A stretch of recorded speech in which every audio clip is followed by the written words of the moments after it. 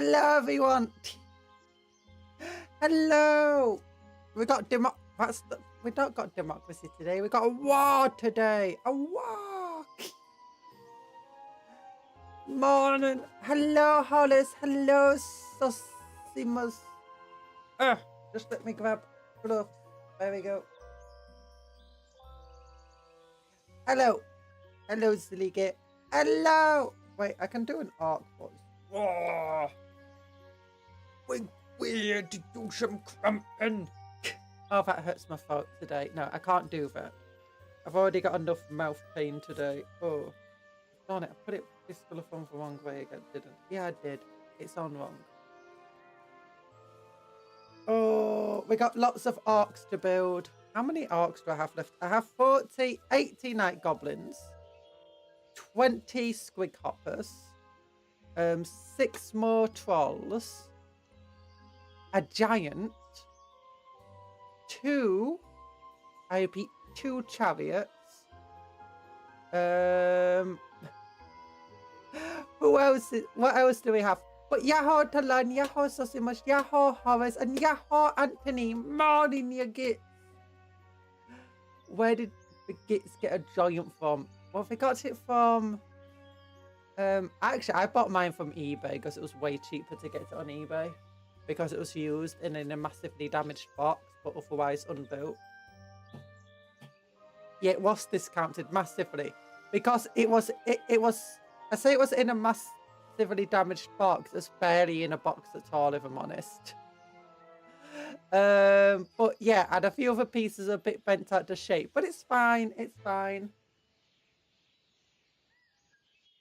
I got it for like 40%, and it's not just any giant, it's a massive giant. In Warhammer Old World, it would be considered a, oh, what do we call it? Backbreaker? No. Bone Grinder giant. That's what it's called, Bone Grinder. Let me get to Handcam. Bone Grinder giant. Hello, heart to everyone. But today, we got the final stuff from that big box, which is the chariot pieces. All we've got left off the box is chariot pieces. I spent a lot of time the past couple of days trying to sort out all the bits and cut them off sprues and stuff. I still got lots of bits to sort out, especially for the Space Marines. You know, all the spare parts. Oh. But it's just to make room for more boxes. It's just to make room so I can get rid of some of the boxes. Oh, we have frames today. We have frames today. It's true. It's true. I learned from last time. Although I still have to have the issue of having to have very bright lights here, which means that you do get, you know, really high areas of light like there and stuff. Which isn't great, but, you know, we have to deal with it. But it's like, this is one of the boxes I had to empty Black Templar bits from. And I've got a lot of sprues. I've got all of these things, transfer sheets. I've got lots of... Oh my gosh, that's... I need to not do that quickly. That's how I avoid flashbangs. If I just move it very slowly on and off, it gives the camera time to... Cyber flashbang. I gotta buy some glue. Any tips on what kind of glue to get? Okay, yes, what you want is if you're building plastic models, I'm sorry, Anthony, I'm sorry.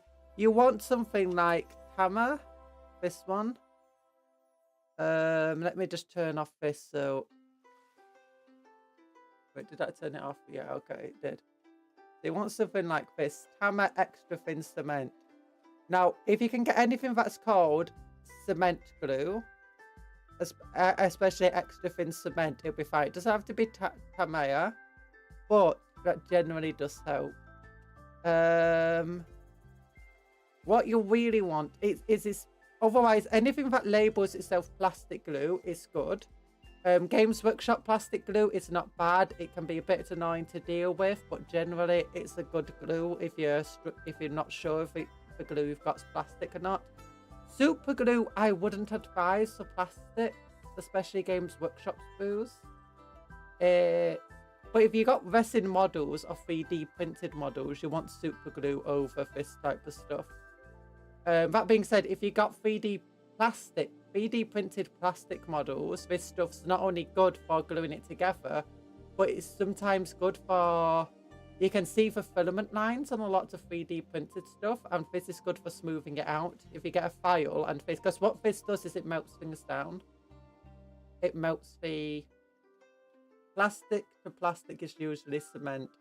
If you pre-prime spray, use Gorilla Glue. Yeah, oh yeah, if you pre-prime, it depends. You can also just, what's it called? File away any of your paint and then just glue it back together. Do you know for parts where they're going to join together? Oh, so hello, Allegro. Make sure not to get the quick dry. It dries too fast to my taste. Yeah, I had the option to get the quick dry version. I chose to get this one. It's not the cheapest stuff, but if you do buy, if you can buy it online. Well, actually, I don't know if you can buy it in shops or not. I know that I bought this from a hobby shop, but I bought it online, so they probably do have it in stock. It's one of the more popular glues. They also had other cement glues, but basically any sort of thing that calls itself a cement glue. It just melts the plastic together.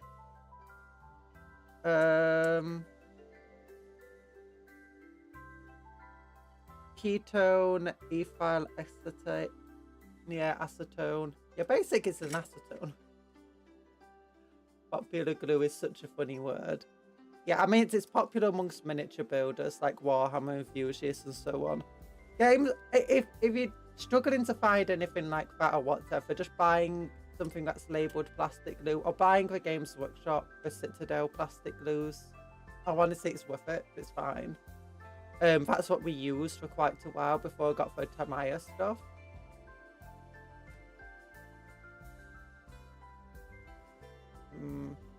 Yeah. Slow drying cement. Wait. What feels like normal cement? Yeah, it's not actually cement. It's basically, the best way to describe it is it's like a nail polish remover. That's what it feels like. It just melts the plastic together, so you have to be very careful when using it not to get it all over the place, although often I do, because I'm very not careful like that. Because it can remove details if you're not careful with it. When it goes, as I said, it melts it, and when it dries, it basically just bonds the plastic together. This means sometimes it's like, you would often find you glue two pieces together, and once it's dried, you're like, oh my gosh, I want to break them apart. And you try to do that, and instead it breaks somewhere else because the bond is just so strong. Super glue won't give you the same strength of bond. It goes the way that super glue works. It's effectively just creates a bonding layer between them, and that bonding layer will always be a weak point. Don't do a sniff test. It's not good. I know for ramifications of gluing things together. No, I'm not saying for ramifications. I'm saying with plastic glue, it's a lot. That's why you have a plastic glue, because it's so much stronger. Also, the great thing about plastic glue is it only really glues plastic together. So, like super glue, you might glue your fingers together, but with plastic glue, you won't. It's fine. And you're less likely to damage everything if you get it everywhere, unless you get it onto plastic. But yeah, it's just such a stronger bond when it comes to plastic glue compared to super glue. It will only melt your fingers. Yeah. Hello, John. How you doing? Yeah. It will only melt your finger. Yeah, melt your finger. No, it won't melt your finger. Super glue does that.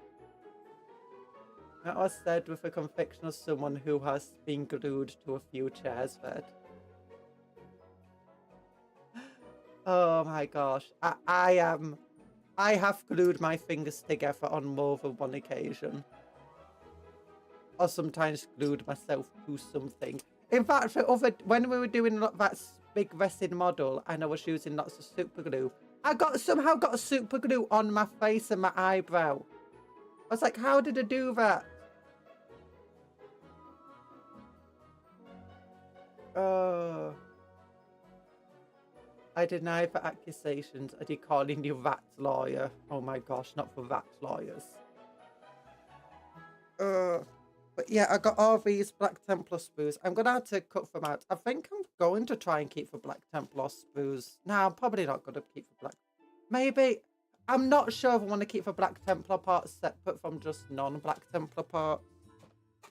So I might keep them in a small extra box somewhere. But this is where I'm keeping my gobbos. If we open this up, be very careful. No gobbos, no gobbos, gobbos!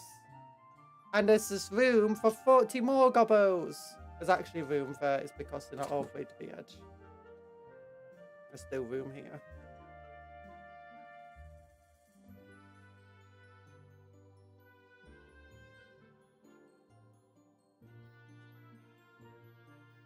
Yeah, I can't put banners in this box, but I don't put banners on the bow and arrow guys, so it's fine.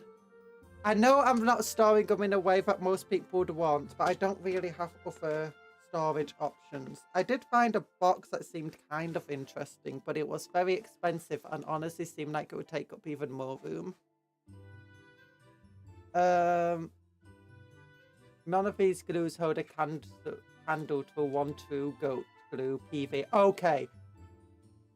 Do you know, you might joke about PVA, you might not be, but you know what? I actually had an issue with PVA last night because I was trying to put stuff into boxes, right? Like there. And you might not know. I'll show you something. Be careful. I've got this great big box, which is what we got our gobbos in, some orcs and stuff. These orcs are on a movement tray made from cardboard.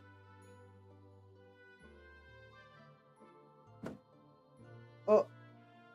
So what I'm using is, I made movement trays from this incredibly old movement tray set from, which I hadn't actually opened by the time I was quitting Warhammer. And because I had an now stage of Sigmar, and I was just like, you know what, there's just too much going on in my life.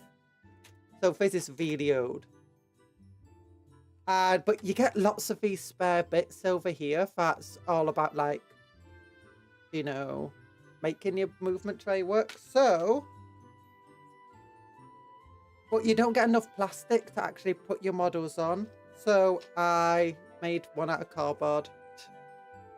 But what happened is obviously I used PVA glue to stick these plastic side parts onto the cardboard here, which is why this movement tray is so very flexible.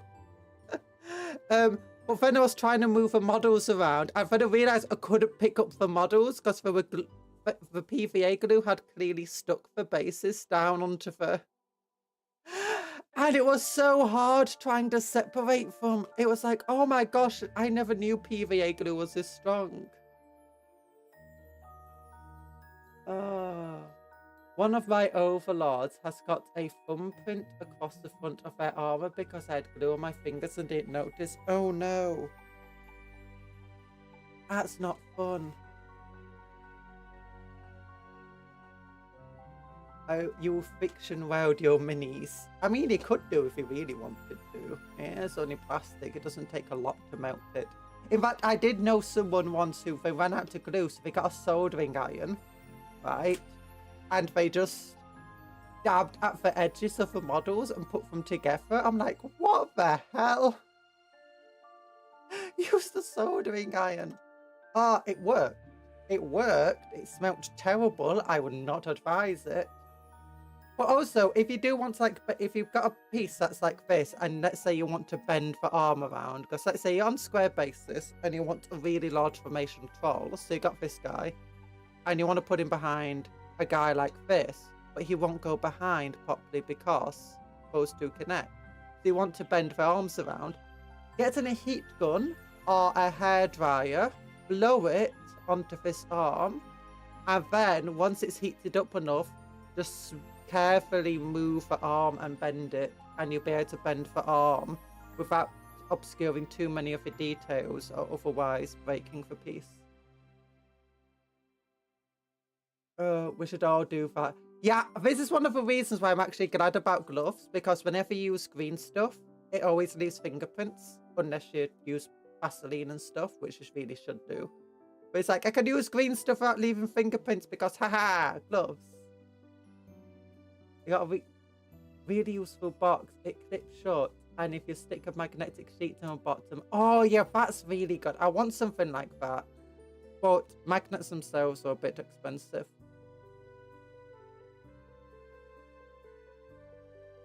The label is yellow from the time it's at least 20 years old. Yeah, it's a very old thing. Do you want to see how old this is?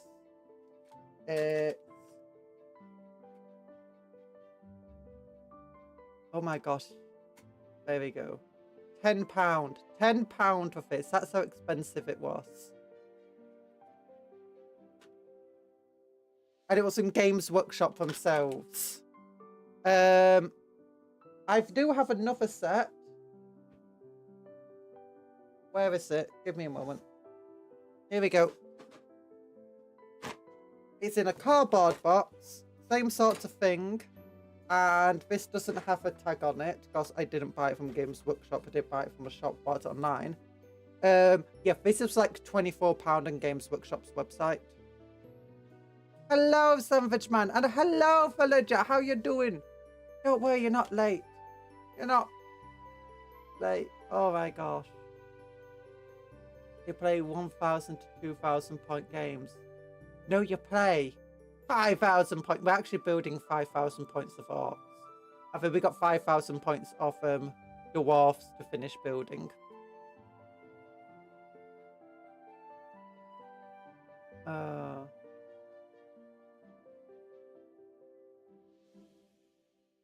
I need to get I need to get a proper tray. Gods of Olympus, bring me back to times of things were not expensive and my life is yours. Yeah, okay, but I have actually been doing some testing and stuff. One of the things is this set here contains 2 of these sets here, of these, you know, side parts. This one only has, oh my gosh, what's that dirt off the side? Yeah, that's how old it is. And it's just not being kept in nice conditions. Thankfully, it was unopened. This one, on the other hand, only has 1 of those sets. So, and I think you might get more plastic in it, these plastic sheets. I'm not sure. I'm going to have to check. So technically, while it isn't more expensive, you do get more for your money. But I also calculated it based on all the times that oil and plastic has had massive price hikes in Britain due to taxes.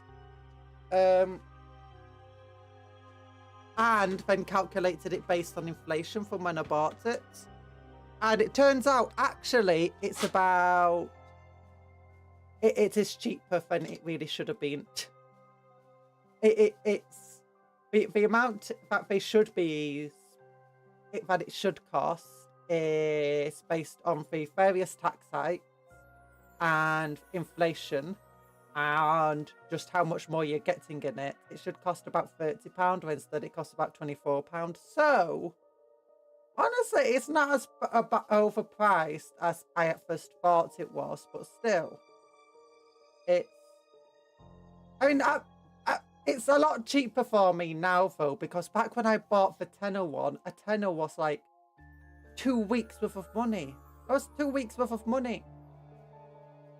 That's how difficult it was to buy. Well, actually, no. Probably wasn't that difficult, because that's when I did have part-time jobs and stuff. Yeah. But I mean, that's because... I was saying 2 weeks because pocket money. And lunch money and stuff. Of course. I'm not a nerd. Why are you all calling me a nerd? Look at my little trolls. Look at my little... I say for little trolls, for big trolls. Like, compare them to this human over here. Human woman. Troll. Pow, pow, pow. Shooting me in the big belly. Pow, pow, pow, pow, pow. Also, have you seen this guy? He's holding a little goblin. He's holding a little night goblin. Yeah.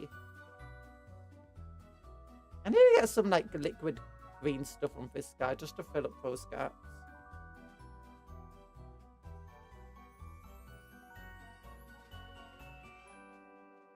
Ugh. Okay, putting these guys back in the box. Where's the box lid? Oh, it's over here. The troll might be a woman too. Look, the troll probably doesn't have gender.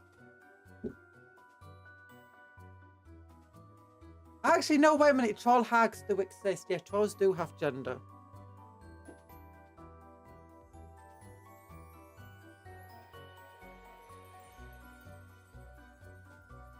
And the gender's pretty obvious if you look at troll hags. I'm not sure we could actually build a troll hag on stream without it being demonetized. That's how bad troll hags are. Okay. Okay. Okay. But we got a... Where's my bars? Where's my bars? I forgot my bars. Okay, give me a moment. I need to find the bars. Why she got huge badunkadonks? Yeah, they do have huge badunkadonks just hanging around the place. Okay, wait a minute. There we are. There's one of the bars. There's bar head. There's a bar head. And there's a bar head. There's another one of the bars. Okay, we need another bar head, and we need 2 more bars.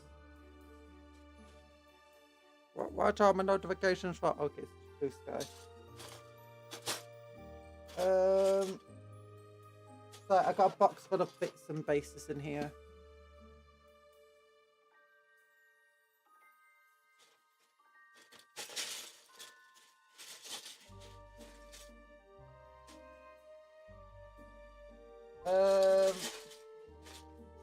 Oh, found the last head.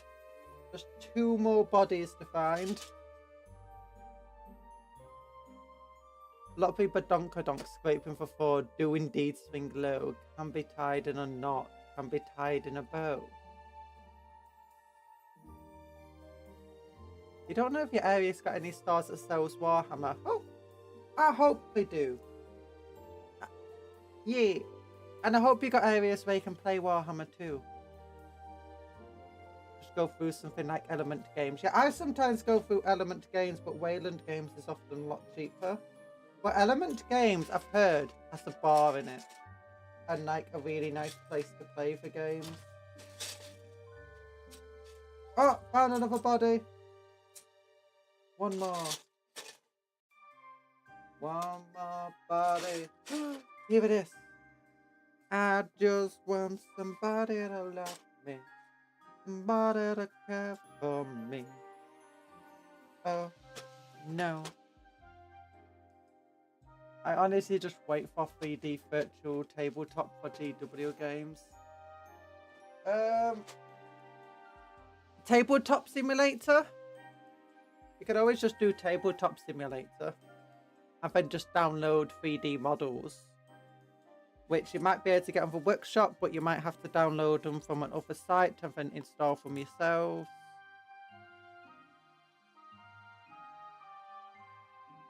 But I know people that do that.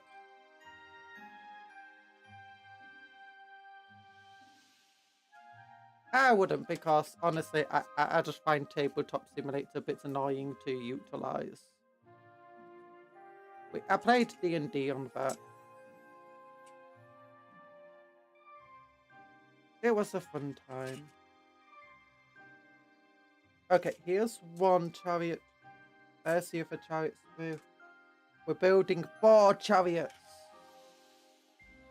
And they're just normal bar chariots, these ones. They don't have any characters or anything on them.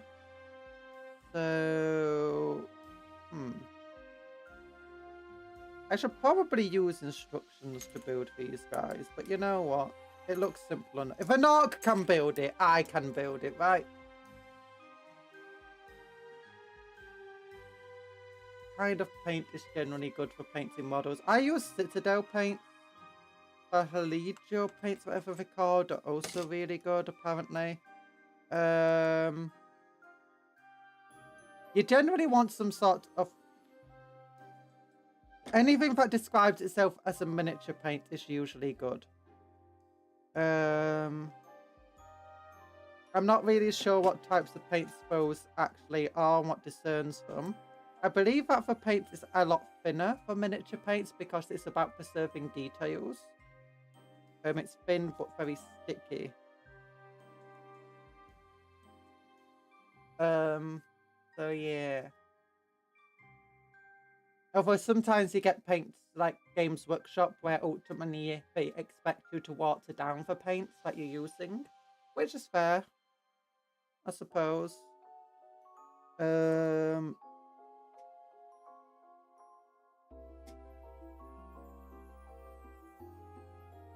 But generally, I mean, ultimately any paint can be used, really, as long as it sticks to plastic. Okay, so here's a base for it. And then obviously attach the wheels like this. I said you obviously attach the...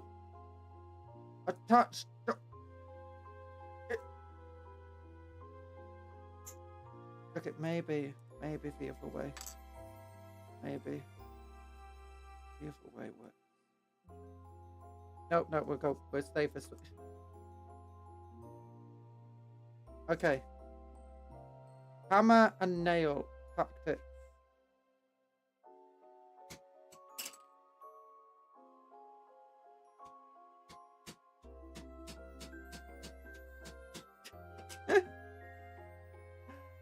I should try it out, but an official one which is optimized for GW would be great. Or Games Workshop. I mean, if Games Workshop released their own tabletop simulator, I suppose, that would be cool.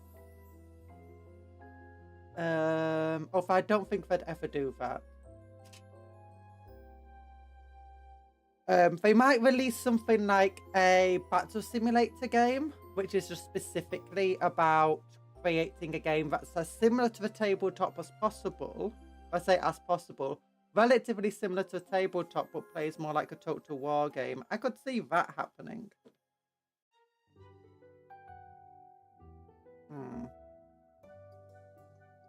But an actual official one way to play the game normally.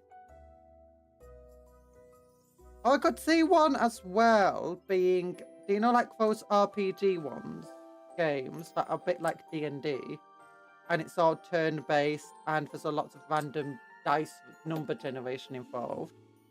I could see one of them being made for Warhammer, but it's like for entire units rather than just individual characters. Like imagine Baldur's Gate, but with Warhammer armies. That would be funny.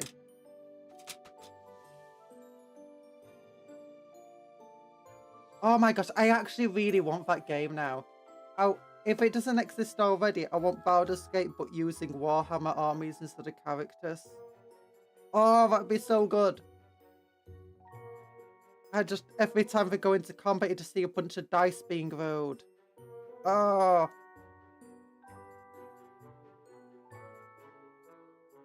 Citadel is a bit overinflated the price. Other special paints are good. Army painter, and I think yeah, that's the one. Alejo, or whatever, how you ever say the name. Two thin coats is also a good thing, but I've not heard much about it. I don't know what two thin coats is. There's a lot of different paints out there. There's a lot. Citadel is kind of overpriced, but at the same time, they do make relatively reliable and good paints, and they are quite widely available.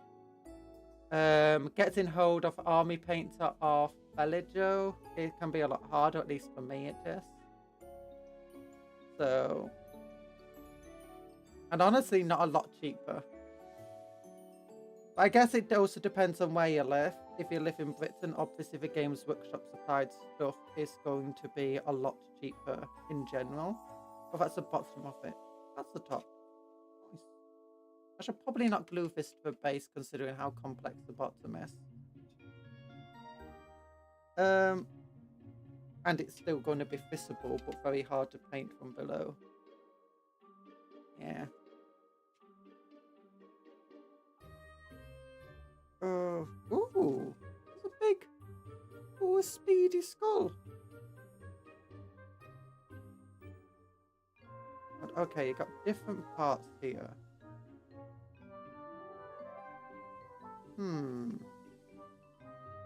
Let's look at how they might attach. This is back before they added numbers to everything, making it a lot harder to put things together.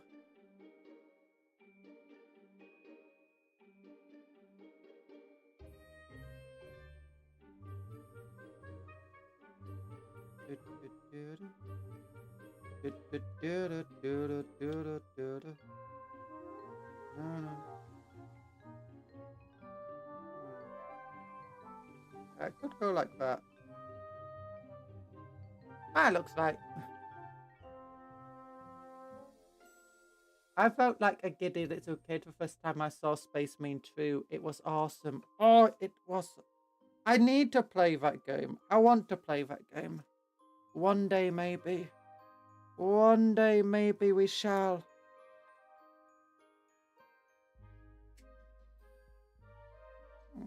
And I wonder, this probably goes to the side as well, like this.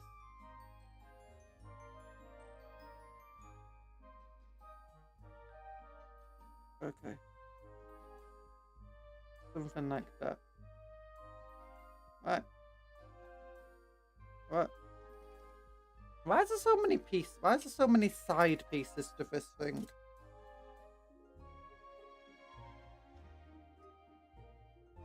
Like those pieces. And these pieces.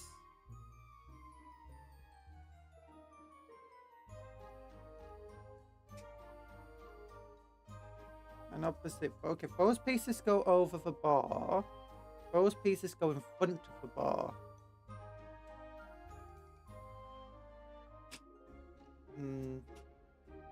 Side pieces of the safety. Orcs don't care about safety. All they care about is pastries. Pastries, pastries. Gotta have some pastries. Pastries, pastries. Love me some pastries. Okay. Okay, this piece definitely goes, I imagine, at the very front. Or the very back. The very back. Looks like a back piece. You know what? Maybe I should go back into that big box just to find the sheet that tells me how to do everything.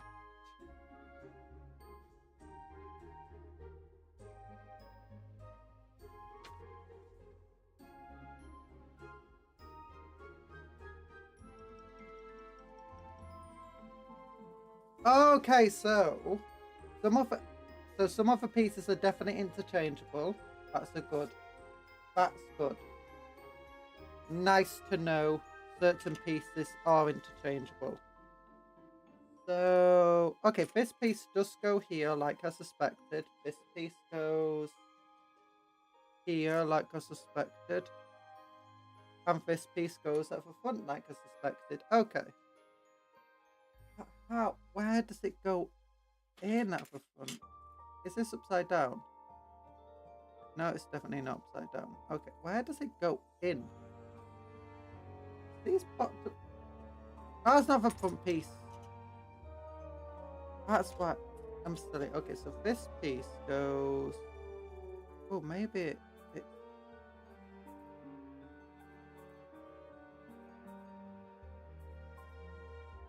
Oh, there we go.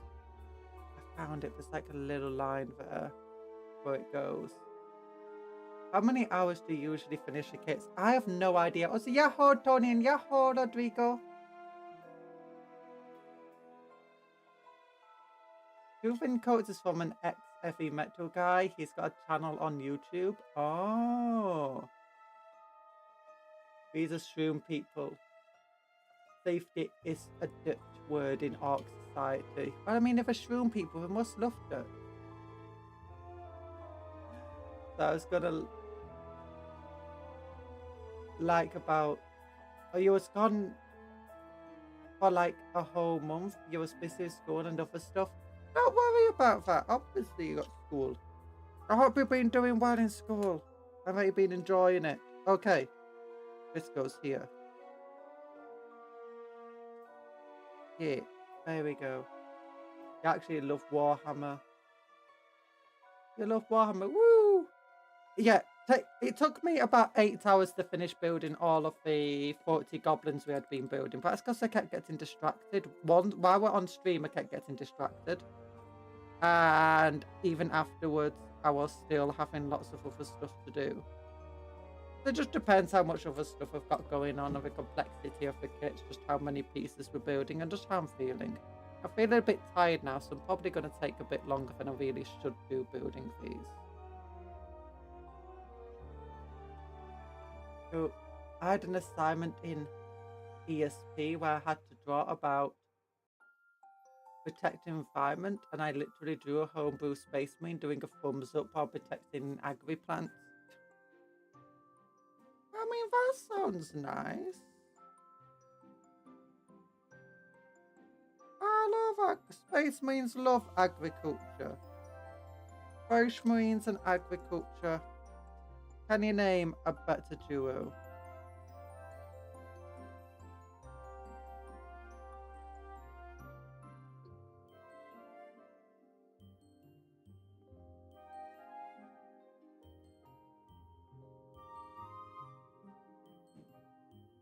Okay, and then if this goes like that.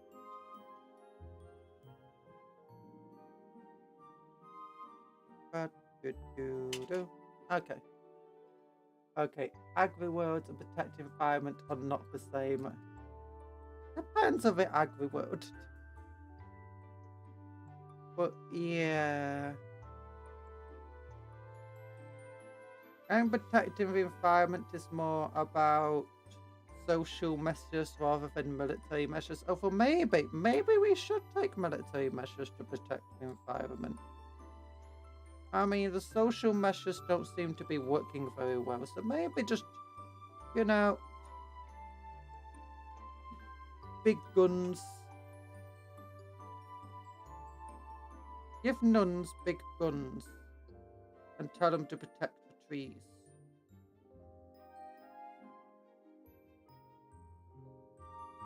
You know,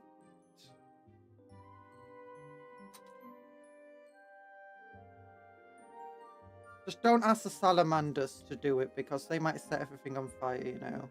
I'm sure they'd care a lot and they'll try their bestest, but they love flamethrowers a little too much. The Imperial will literally flatten a planet like they are a city builder, and it will be horizon to horizon. You know! I mean, they also do terraforming every now and then. I mean, the Eldari and the Tau might be more tree huggers, but especially for Eldari. They're the ones that do for protecting the environment and the trees.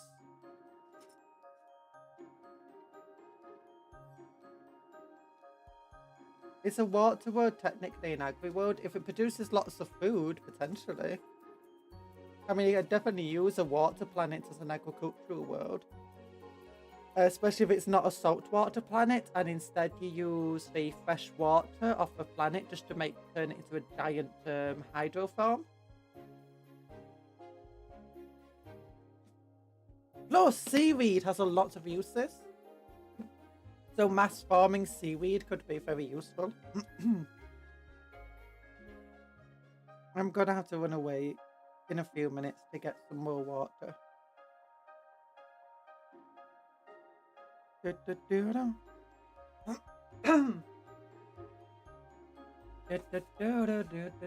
Oh no, I need a cough. What? I'm a green skin because I's the best. You are the best, Cupcake. You are the best. Oh no, I'm gonna cough. Oh no. Oh.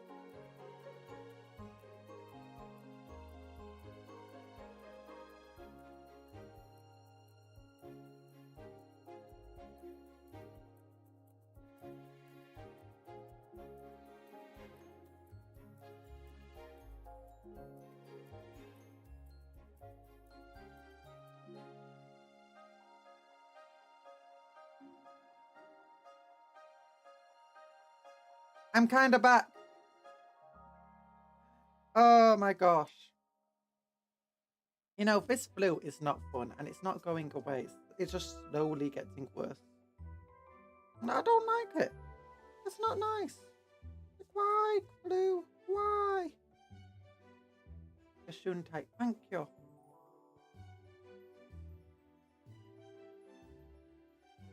Okay. The Eldar don't really...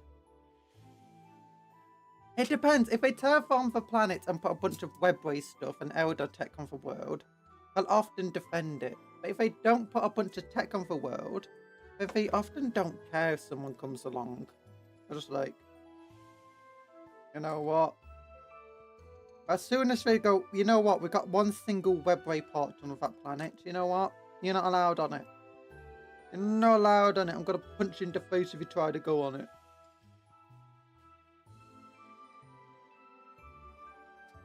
Like, oh, right. Meanie Pants is here. Meanie Pants Darby. Seaweed. You put too much faith in the Imperium algae farms, though. What do you mean too much faith? The Imperium is great at farming. Well, some worlds are incredibly good at farming. Some worlds, not so much.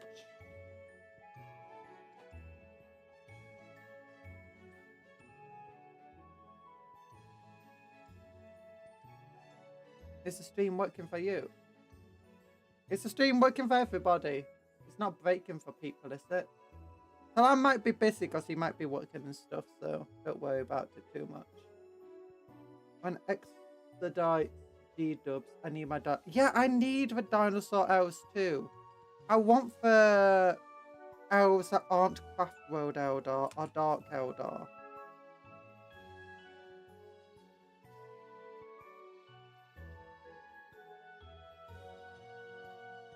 Oh, because they are getting mentioned quite a bit in lore, these non-Craft World Eldar.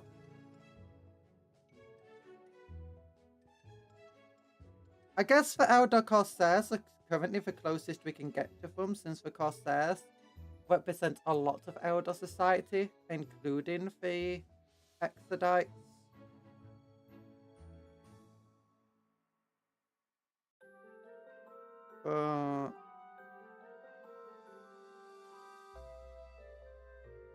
Still. But they're also made up of Dark Eldar, Eldar, Craft World, pretty much any type of Eldar that has massive space travel makes up for Eldar Corsairs. I do find it fun though that the Corsairs, the Dark Eldar and Eldar still do have some small amount of camaraderie left. Oh, look, big spear, big pointy stick. Did you know back in the olden days of G-dubs, you had actually a big stick character for Savage Orcs? And you'd have two Savage Orcs both carrying a big stick, like a battering ram sort of thing above their heads. And the entire idea is that it just stabbed even more with a bigger stick, but it required two orcs to hold it. Dinosaurs with freaking laser beams attached to a freaking head. Yeah, although we did have that in Lizard Men. And I think we still have a Lizard Men to some extent, don't we, in Age of Sigmar. But we don't have any Lizard Men or equivalent in 40k. We finally got the squats. So we're finally getting a book. A book of grudges. Why am I already gluing this guy down? I don't know.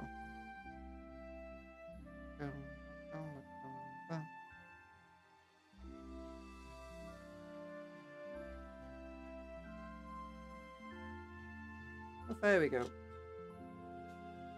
Oh my gosh, you really are. Maybe I'll put you up for front. You can just go up for front. No, then you'll be stabbing one of the bars. I'll put you like this for now.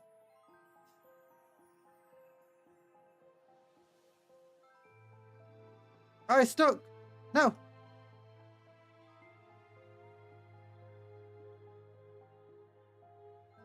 Yeah, this guy, his stick reaches a bit too close to the ground. He's actually touching the ground from here. I think we still have the big stickers in AOS. Do they have the big stickers in AOS? Oh my gosh. Just 2 orcs holding a giant stick. Okay, where's the other guy? Here he is. Here he is. Here's a big one. Oh, I can give him a cool jar as well. Ooh. Ooh, he's got a whip. A whip. He's got a whip. He whipped his hair back on. Did you know orcs have hair squigs? It's insane. I learnt that from that, what's it called? That one orc game. Blood and Shooters, or whatever it's called. Ah, it's a fun game. Hair squigs. Orcs don't have hair, they just have like little squigs that bite on top of their head. And look like hair, and it's just a fashion statement for orcs.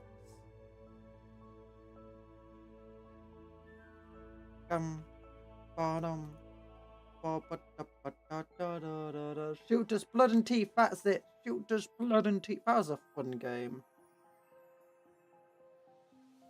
Ah. Okay, that is not lit properly. Okay, you got a stabby stick. Goes in this arm. Like this. Yeah. Yeah, and then you got a whippy arm. Glue the hand. Glue the head. No, don't glue the hand head. Glue the hand. To the arm, and the arm to the body. No, no, no. Glue the hand.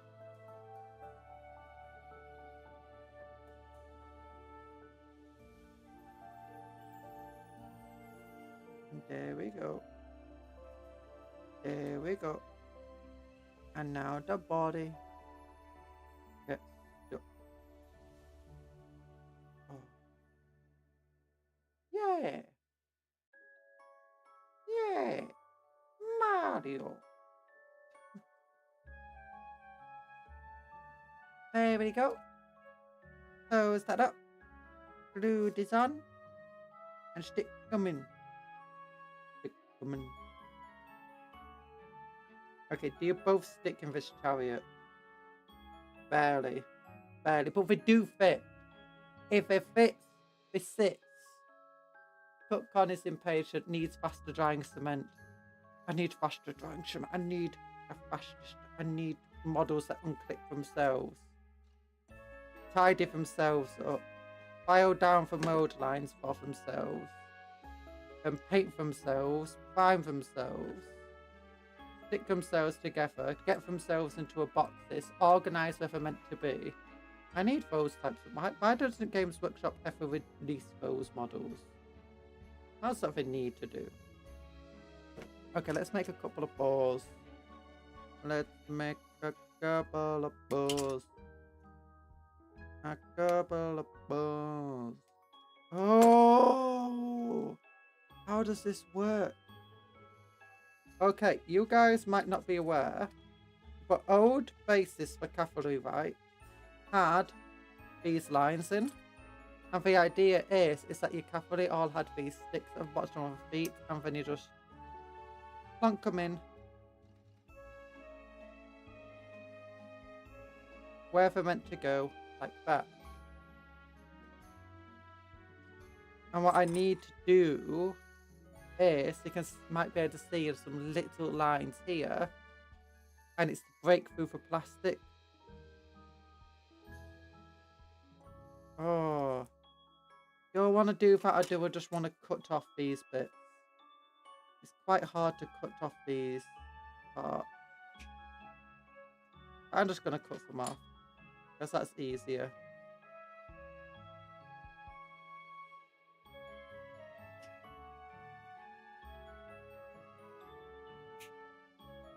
Yeah, old cavalry was weird.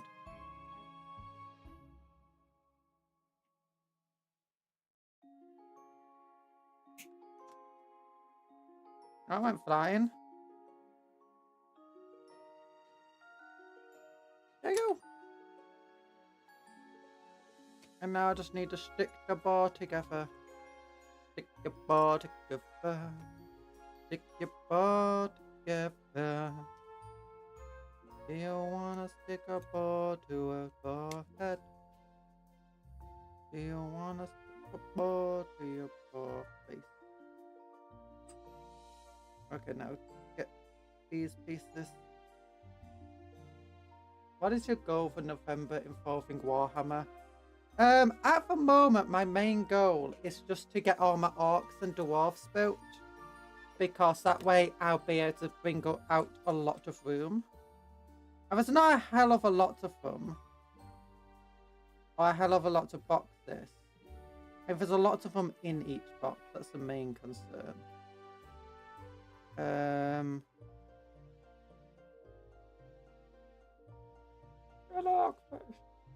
Little bar face. Yeah, so if I can get them all built up, then I can get them into boxes and stuff.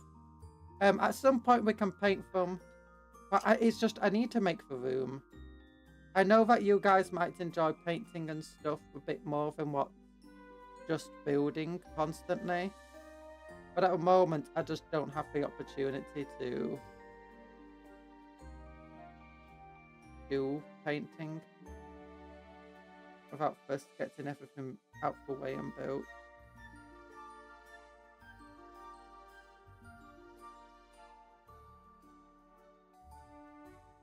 No, this is definitely the wrong way. Okay, this definitely goes this way. E. Okay, then we want this to go. Tail goes at the back. This goes like that. Okay, that can glue in. What is all your fidget toys on board? At the moment, I'm trying to use this weight when I'm bored, so that I keep it on my desk and stuff, just so that I have to keep picking it up and moving it.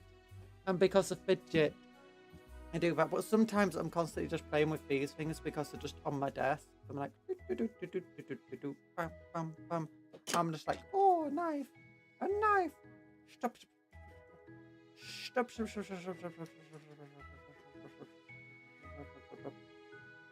I almost hit every single finger at one point there. Oh, I'm a silly person. But yeah, that's what I do. Those are my fidget toys. I do actually have a fidget spinner somewhere. I got it because it just looked really cool, because it had it's gold and green and it's got little bird wings. It's like when it spins. I don't know where that went through. I didn't really get it to use as a fidget spinner. I just got it because it looked cool and I liked it.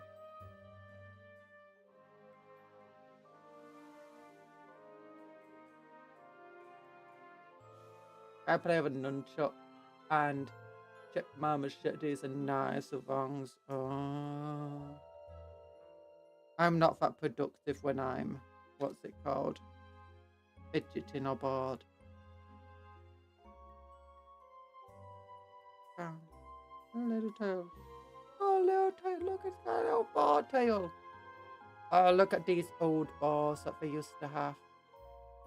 Very boring, right? You want to compare them to the new bars?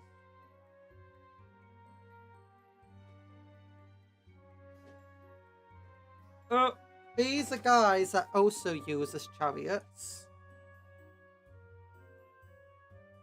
But these are the bars from Age of Sigmar.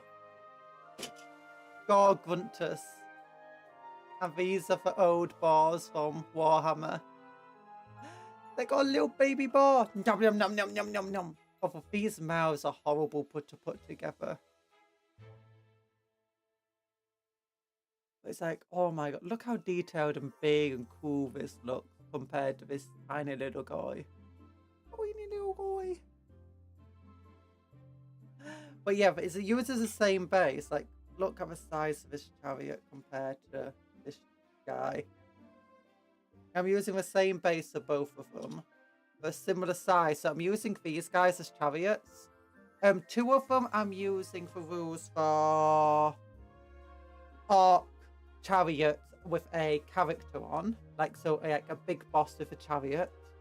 And 2 of them, no, and 1 of them, sorry, because I got 2. And it's this one with a banner, but I'm using a Beastman chariot because I'm using a giant troll or trogger from Age of Sigmar as a giant, and I'm using the rules like Chaos Giant for it from the Beastmen because if I give it a certain type, no puns. I'm allowed order puns.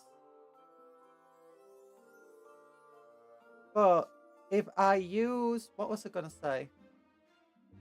Oh, if I use one of the stats of a Chaos Giant, it gets regeneration, which is what a troll is meant to have. So that's why I gave it Chaos Giant rules, because it is a big troll. And as a result, but if you want to have an ally into my Orc army to get that Chaos Giant, then I need to have at least 1 leader from the enemy, 1 character. So what I did is suggested that this guy is one of the, oh, what's it called? Gore leaders, Gore character models, and he's on a Tuskar chariot, which is roughly similar stats to an Orc boar chariot with an Orc boy on it. Which, as long as I don't enter a tournament, it should be fine. And even if I do enter into a tournament, I believe it should be fine as long as I make it obvious. And obviously the one with a banner on is the one. Don't stop doing puns if you hit to with a roller. No. Do you think nunchucks actually hurt more than a rolling pin? Look, a rolling pin, you can actually get the force of your attack behind it like a cudgel. A nunchuck will lose almost all of its force the moment it hits something, and the chain will take a lot of the force. Oh, its tail fell off! No.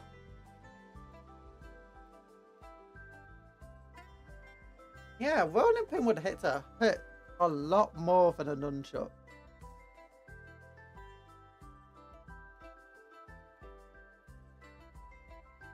Nunchucks get the flip. No, nunchucks. So, as weapons, nunchucks are great for training. They're great for learning all sorts of, you know, skill and control. But when it comes to actually utilizing them as a weapon, they kind of, you know, so you want to use a proper weapon.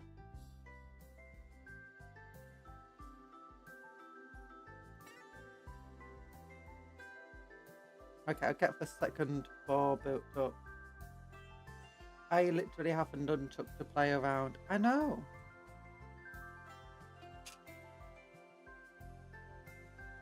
Is it very useful as a weapon though?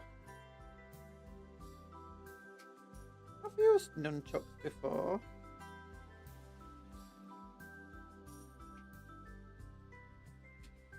But the very principle of physics doesn't really support them very well.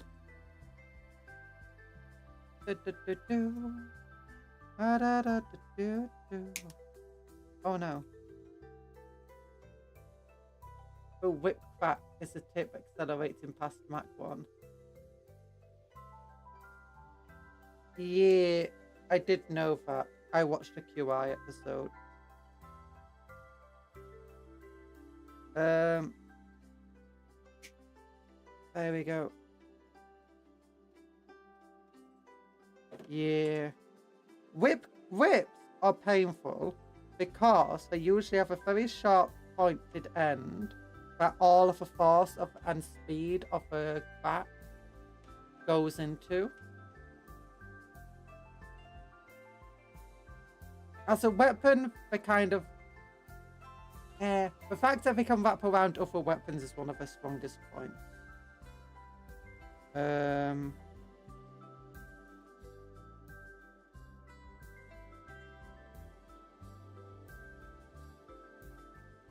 But they got a lot of reach. Quite a bit of lever force there. Oh wait, this is a different type of... It's a curly tail! It's a curly... There's a curly pigtail here. A curly pigtail. Oh my gosh. UI, same. Not a big fan of QI. Not anymore, at least. I used to like it when I was little. I don't get the same what's it called from the new host, whatever her name is. I keep forgetting her name. As I did with Stephen Fry.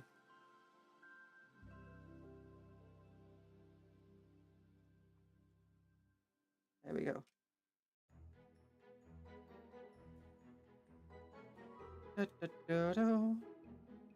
Got caught into a Dark Souls playthrough. Whips only. I don't like Dark Souls though. No. No. Also, there's whips in Dark Souls. When I've played it, I've not found any whips. Which games? Which games have whips in them?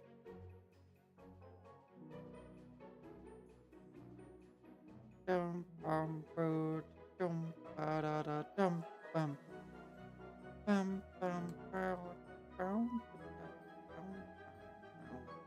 ba da dum. Here we go. Elden Ring, maybe. Just you, Typhoon Leon. Typhoon Leon? What's Typhoon Leon? It's an actual typhoon. In which case, curse Typhoon Leon. There we go. little curly pigtail. Little curly. I wanna do it so far. On the side, you can see the curl. There you go, curly pigtail. I mean, it would stand roughly like this.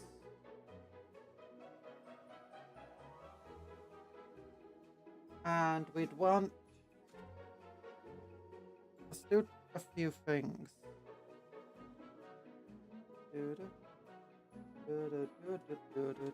Okay, so this goes around the backs of them. The Orcs put a lot of thoughts and engineering with how to attach the bars without hurting the bars. They care a lot about the little Barbie friends. A little Barbie friends. A little bit of boring in my life. A little bit of boring on the side. A little bit of boring around here. A little bit of boring around there. Okay, so there we go. Elden Ring is the only Souls bar game that I don't know if it has whip. Everything else had at least one. Oh.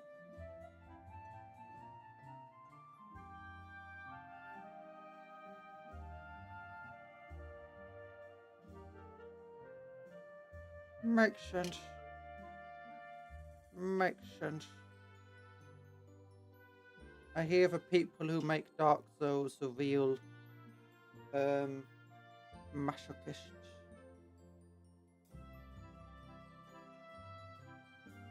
How does this even fit? Doesn't feel right.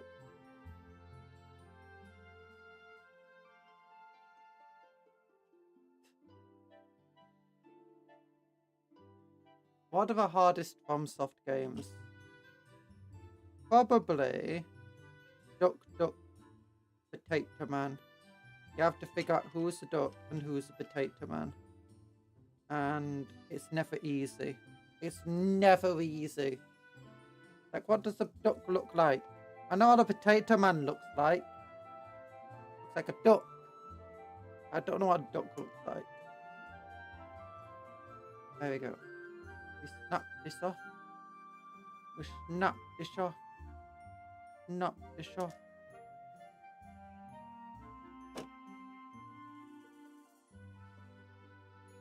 And then this will go back here. Yeah.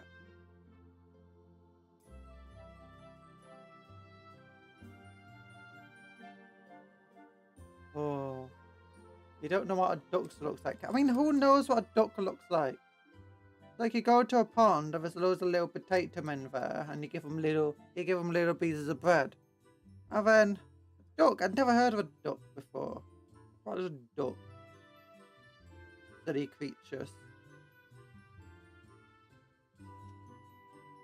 Instead of duck VTuber.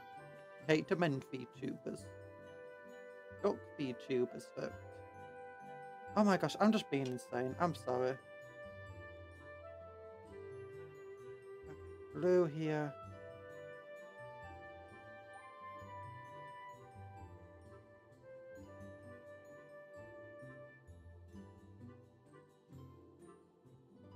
Oh my gosh, his head's falling off. Stop your head falling off, you jerk. Calling someone a jerk because the head's falling off.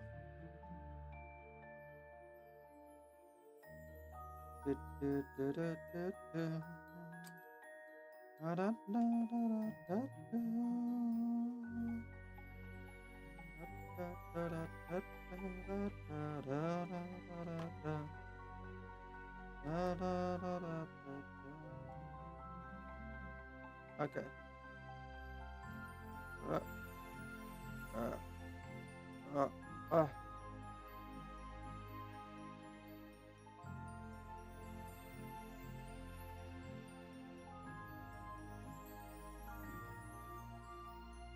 Okay, that goes like this.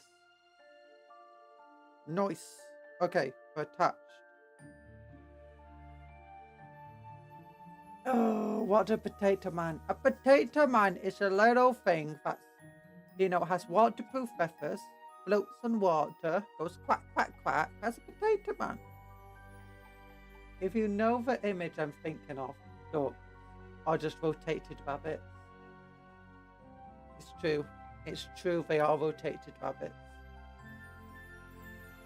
Good. Your head's falling off. Cupcake would have made a terrible paramedic. That would have been great to be like, your head's falling off. Stop being such a jerk. Fix your head. Want me to help you? Get your head sorted out.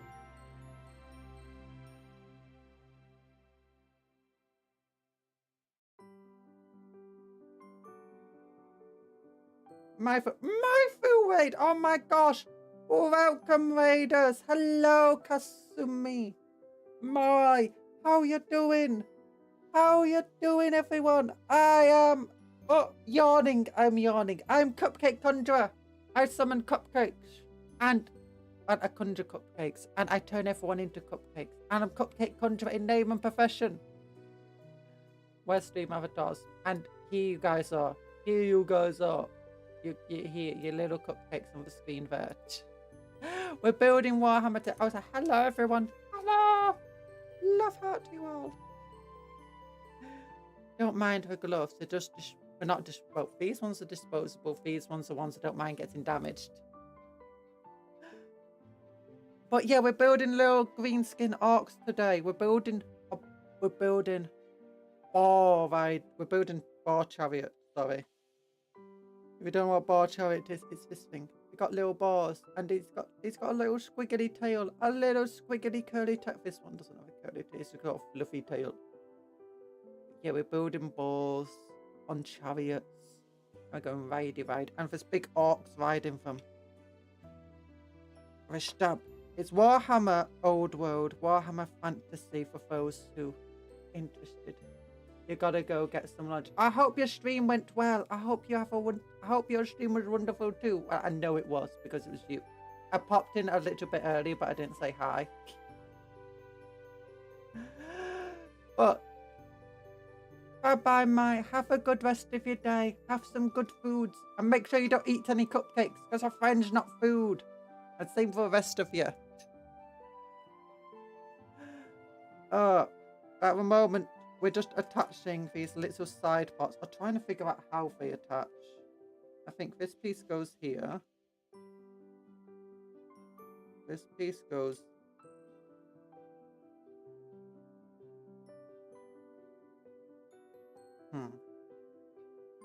This piece goes here. That goes here. And...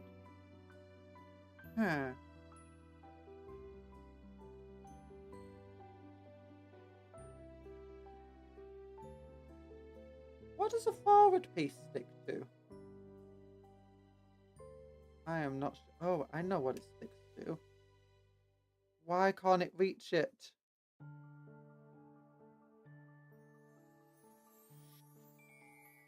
Oh no. Okay, that bit sticks to here.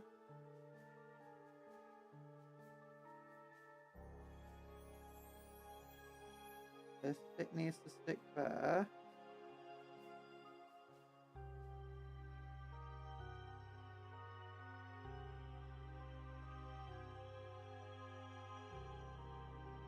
Oh no.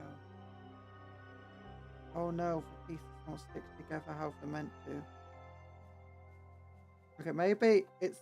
I've got the piece wrong side. That could be it. But anyone asked, yes, Cupcon is allergic to instruction manuals. Look, instruction manuals killed my family. That's what happened. Now, actually, I've got an instruction manual over here. Just flashbang slowly coming along. There you go, instruction manual. Just off to the side. Whee! Well done.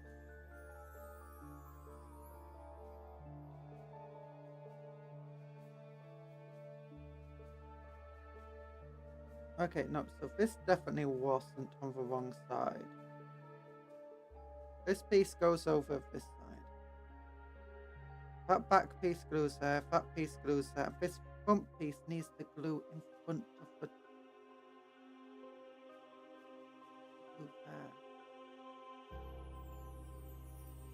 Okay, I can get it. I'll be able to get it. I'll be able to get it. And hello, James for Game. James, YouTube for Games. Hello. Also, I forgot to say Yahoo to everyone. Yahoo Fufu, Yahoo Bailey, Yahoo Ayla. Yahoo everyone. How you all doing?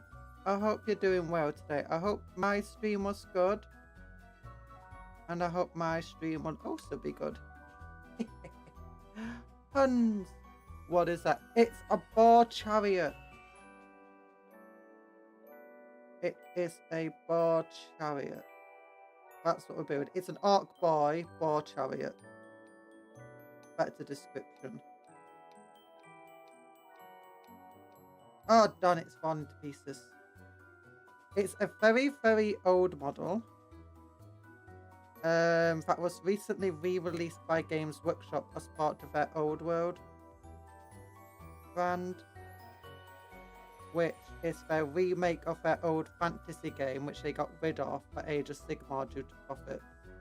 But after the video game Warhammer Total War, which was based on fantasy, it's been doing really, really well.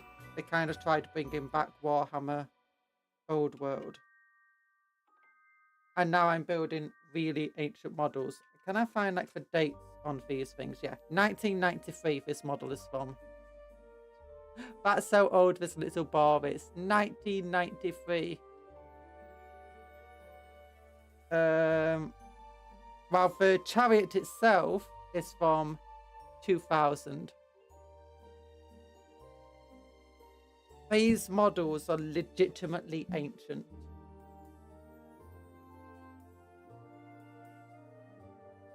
But they are reprinted. The models themselves aren't actually that old, it's just the designs are that old. The models themselves are more recent reprints.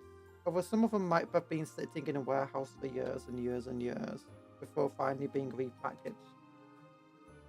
Tama, oh my gosh, Tama's here too. Hello, Tama. Welcome as part of the raid. My voice just died.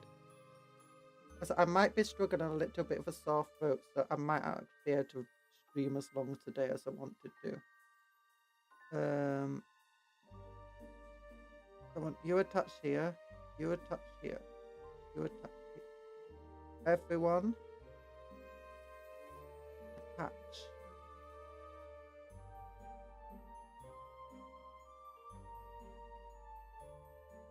There we go, attached. We got a little thing, and now we just need to glue. Actually, I possibly might not glue these guys into the back. The reason being is because it would otherwise be incredibly hard to paint them. So it might just be a good idea to have them just rest here. And then when it comes to spraying and painting them and stuff, I can just remove them, paint them, and then glue and put them together afterwards. I guess one of the bars done. Why has it got a little shield here? Where does the shield go, I wonder? Oh, shield goes on the side. Okay, well, I might attach the shield. I've only got an empty sprue. Yeah. And where's the other sprue? There it is. It's got a hair squig. Orcs, if you don't know, in Warhammer don't actually have hair. If you see an orc with a hair, it's because it got a little squig. So you know how we're talking about bending the troll arm with a hairdryer? I think it's time to whip it out. What, for troll? Of a hairdryer. Oh, I'm going to remove stream avatars, by the way. I'm sorry. I'm just going to put it back up here. So that it's not as much in the way. Do you mean whip out for troll? I can get the trolls back out. Just give me a moment.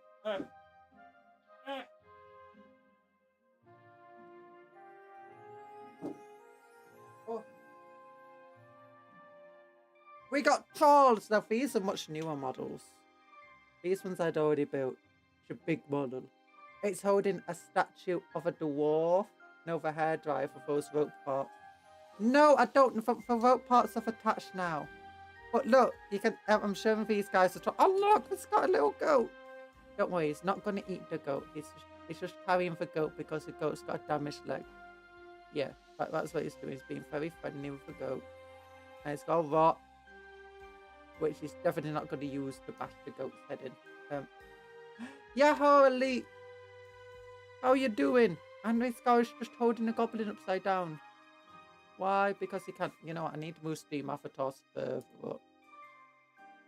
Further up near the top. There we go. Yeah. He's just holding a little goblin. A little goblin. A little goblin. It's just like, how you doing now, goblin? Oh, these trolls are big though. Look how big they are. You want to see some giant balls as well? They're stuck to me. The trolls don't want to go away.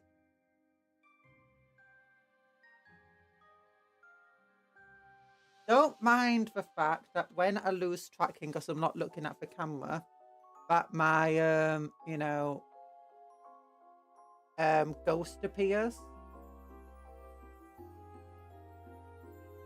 Hello Elite of the Elite, how are you doing?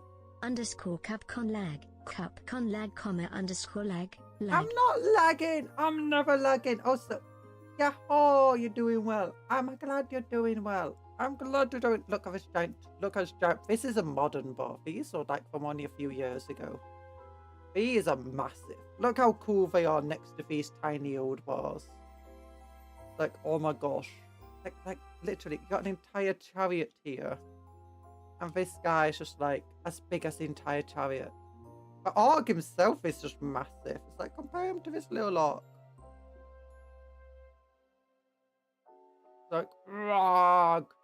Frog of a stab to the face. This guy still wins.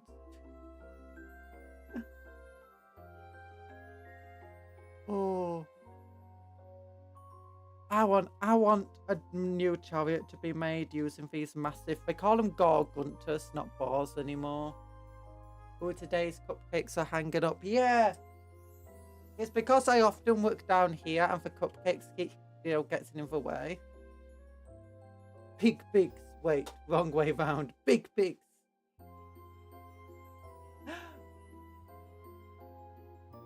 Hi there, what you doing? Oh yeah, the stream avatars.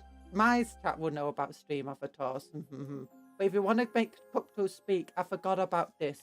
All you need to do is exclamation mark say, and Cupcake will say whatever you want Cupcake to say. Yeah. Well, it depends. As long as it's within reason and you're not asking Cupcake to say anything too bad. Because Cupcake is heavily auto-moderated. So, gotta be careful there. Gotta be careful. Where did my other knife go? I had some knives of these. There's another knife. We gotta attach knives to these reels, cause I'm British, yes I am. I've gotta do knifey times. Oh. Elite Trainer keeps winning. Oh my gosh. Stop having so much money, Elite. How do you have 10 million still? I swear I took away 10 million from you. Did you win it back? Oh my gosh, this old model though does not like things stuck together. New models are definitely much better designed. Oh yeah, Cupcake, if you just give Cupcake a word, this letter to say, it'll just say the letter over and over and over again, which I prefer not to. It can go on for a while. But yeah, Cupcake just like to go and stuff. Don't you, Cupcake? There you go. There you go. Sprinkles. You stole 90 million from me, remember? Never! I'd never steal 90 million sprinkles from someone.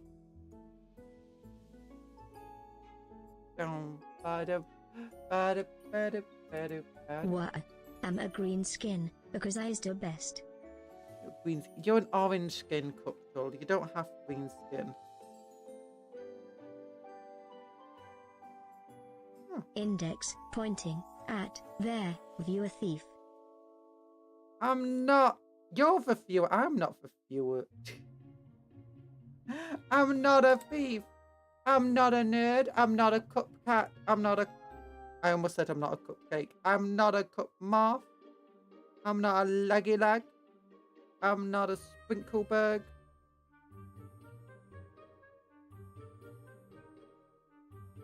I'm just a perfect little cupcake. A perfect little cupcake. Oh yeah, if you don't know what a squig is. A squig is like a little alien parasite that's loosely related to the orcs. And it attaches to the orc heads. Well, the hair squig, it grows hair. And it like bites down onto people's heads like a leech. Other squigs are a lot bigger and rounder, and they bounce about and have giant mouths and eat things. Those ones usually don't have heads. And then you get giant squiggles, which are like giant four-legged dinosaurs. Did you steal 90 million from Elite Trainer? Thief, thief. I didn't. Thank you, faithful in it, troubleshakes.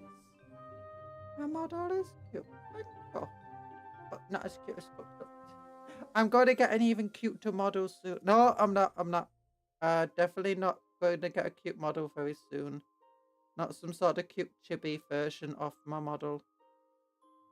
Nope.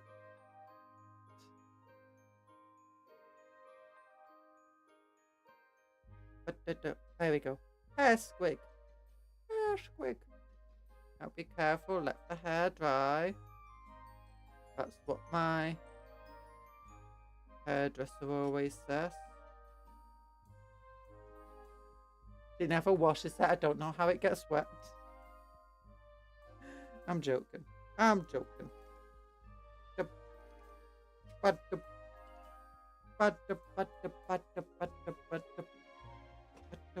Okay, I've been this attached to the top. Oh my gosh, it doesn't even have a hole to attach to the top. It just has to glue on. Yeah, models are definitely be designed not to fall apart this easily nowadays. Seems Talan is busy today. Gamba Talan. You can do it, Talan. Yeah, Talan. Talan is often busy for morning streams. And sometimes for evening streams too. I feel he might be overworked.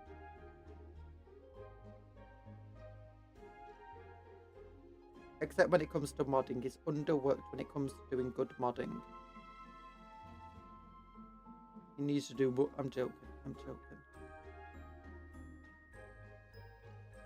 There we go. Look. There you go. It's almost finished. We almost finished the first chariot for today. Oh my gosh. An hour and a half into the stream. We'll have 2 more. We have 1 more chariot to build, actually. That's the only other chariot I own. Oh, okay. There's a big, fighty, gristly mouth here. I don't know who it's meant to attach to. Maybe it was meant to attach to one. No, it's not one of them. Where's the other guy gone? You? Meant to attach to you? You know, this is too... Won't fit over your armor. Or maybe it's meant to just slide over. Oh, it is. Oh, big tusky mouth. That's cool. That's cool. I like it. Go with it.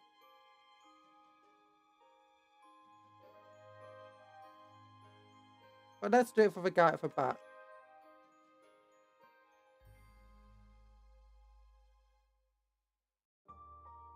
Yeah, he's got a hair squig. He's got a big tusky mouth. And then we put from both. Actually, no, maybe we can hold it up. We don't want it from glued to the base either, because when we come to paint it, we don't want them stuck there. Those axle blades, since one blade is one way and the other is the other, implies the axle isn't solid. So the blades would spin and are completely ineffective 99% of the time. What do you mean for 99% of the time? Okay, it's a giant piece of metal that's spinning around at like 200 RPM that it's going towards your face at like 40 miles an hour. I think it's going to be effective. I mean, I'd imagine the axle wouldn't actually be solid. The main reason being is that they want it to turn stuff, and as a suit you want a double axle thing for that. It's not a saw. Yeah, but it's still going to be a spinning round piece of metal. It's art. They don't care.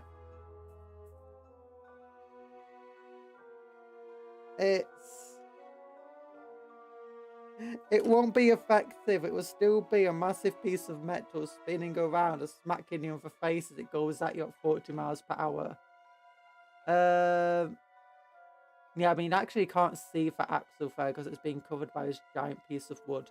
But I imagine each wheel would actually spin independently from one another.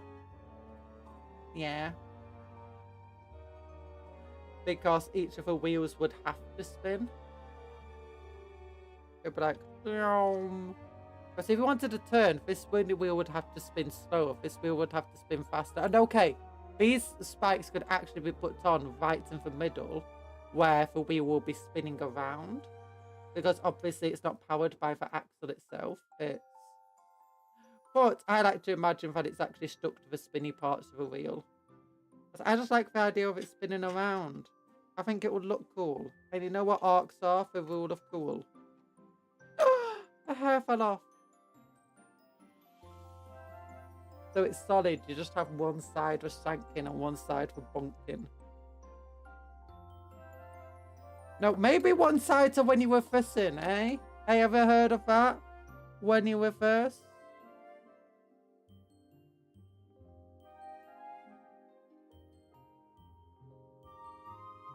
Look for orcs. Don't question orc logic.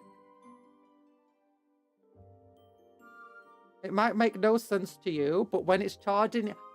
It might make no sense to you, but when it's charging into your ranks, you're going to be wishing it wasn't spinning.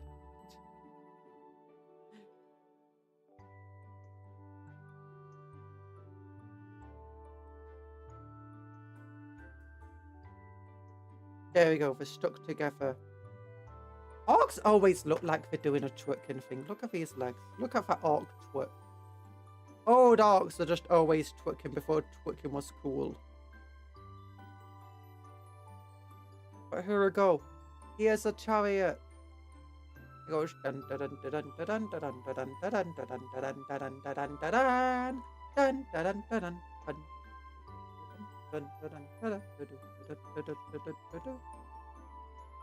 Yeah.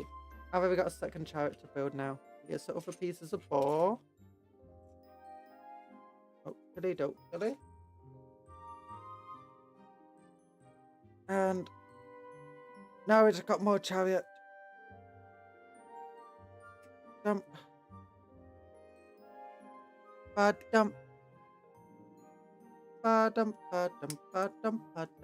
not questioning the orc logic. Gus orc logic is the best. I'm questioning your logic _ Capcom fail. I'm too Capcom tired. fail, No fail.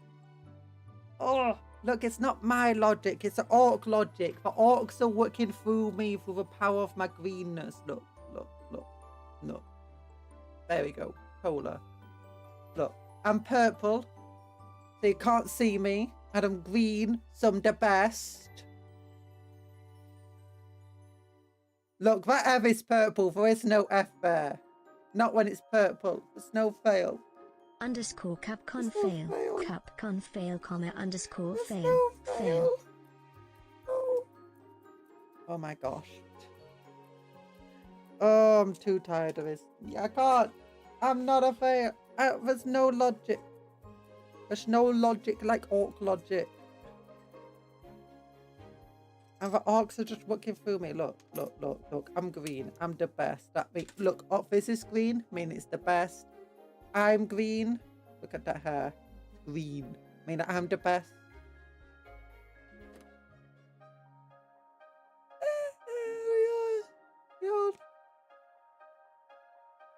Oh, I'm tired. Who else is tired? Oh, there we go. Cola. I do need cola. You don't want the purple being invisible logic to take effect. Half your dress is purple, but I'm wearing half a dress. That means half of me will turn invisible.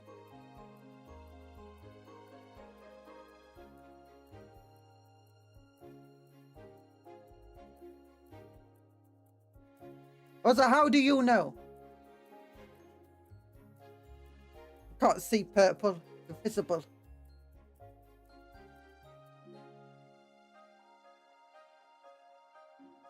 Do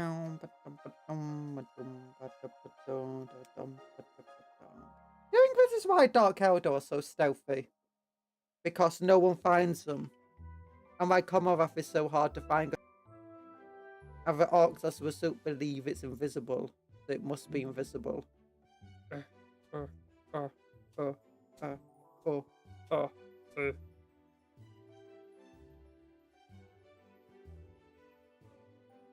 Wheel on. Oh, drink cola. I don't have any cola.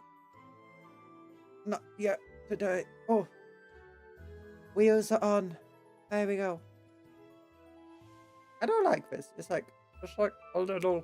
It's like a spatula. Spatula wheels. Just lick the square paddy from Wendy's.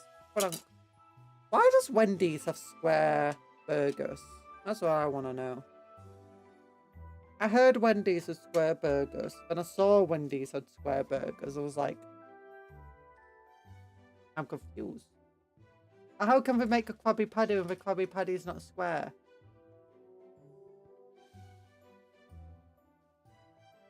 Okay, I need to actually get some water, so I'm going to be BRB for a few seconds.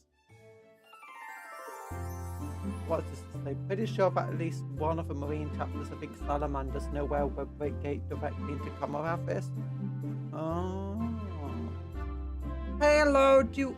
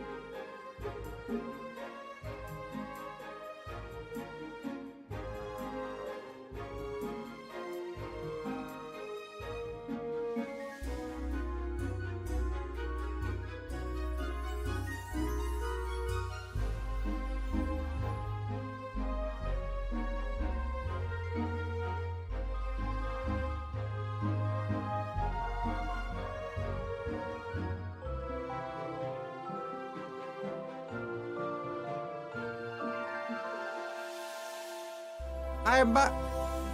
Hello. I have returned. And I've got a package. There you go. Whether they could open it, the webway gate, is a different story. Since it was being revealed to what? Since it being revealed was one of Beck's 5D chess moves. Hi back. Oh my gosh, hi back. I got a parcel. I'm gonna open my parcel. Obviously not on stream because it's got my name all over it. This Cupcake Conjuror. Can't dox myself like that. Okay, fragile.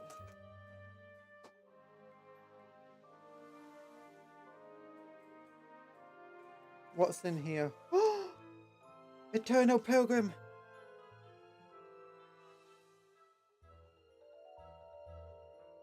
Purity seals. Purity seals. It's purity seals. Find a little package.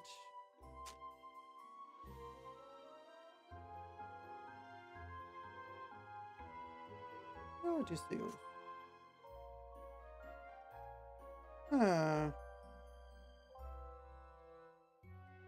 Not sure what I think about the 3D printing here, but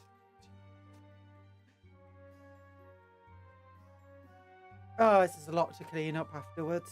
Purity seals from Etsy again, which I can use to decorate my tempestuous scions. More Warhammer! Yeah! I could decorate my little tempestuous scion here with, yeah, it's, when I was talking about the 3D printing being a bit weird, yeah. You can see why. But let's break a purity seal off, let's say.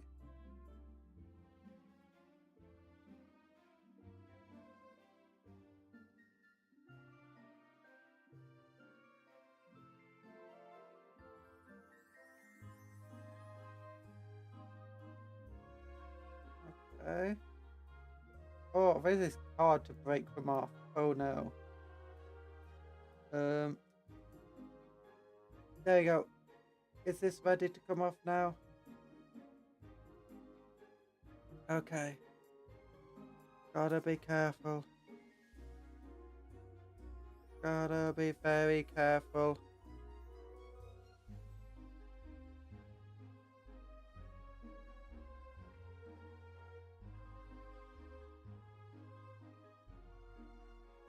Okay, very good. Tiny little purity seal.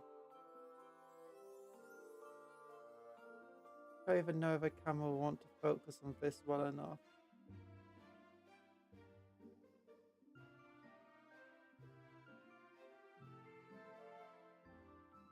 Yeah.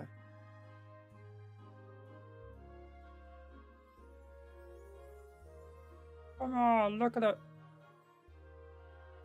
No, let's try.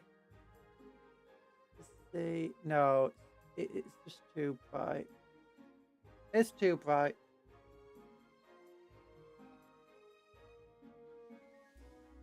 Oh, maybe now.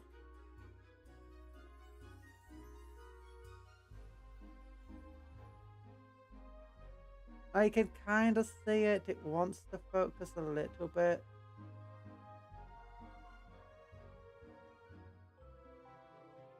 There you go, Templar cross. Nice. Got a tiny little Templar cross there. We just got it still on the scaffolding off the base. Yeah. Rather, when I opened the packing up, all I could see was this side. I'm like, It's fine. It's fine. Just trying to break them off. They're very tiny little things. But now I can make my Tempestus Scions look a lot more Black Templary by giving them little seals all over the place. Like on the leggy leg. And the shoulders. And nick under little arm. I wanted to try getting like proper Templar crosses, you know, like to put on vehicles and stuff. And that was actually really hard to find. And in fact, so hard I couldn't really find anything. At least not reasonably priced anyway.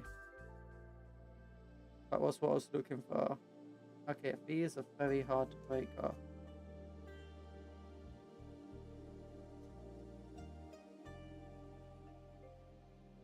Oh.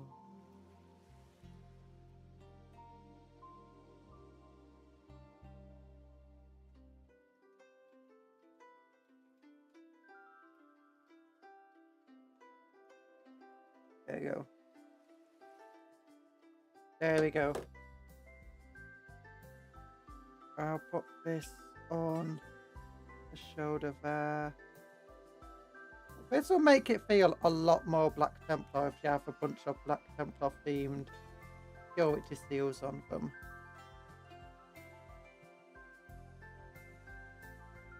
Like, as I said, I want them to feel like they are the serve of the chapter.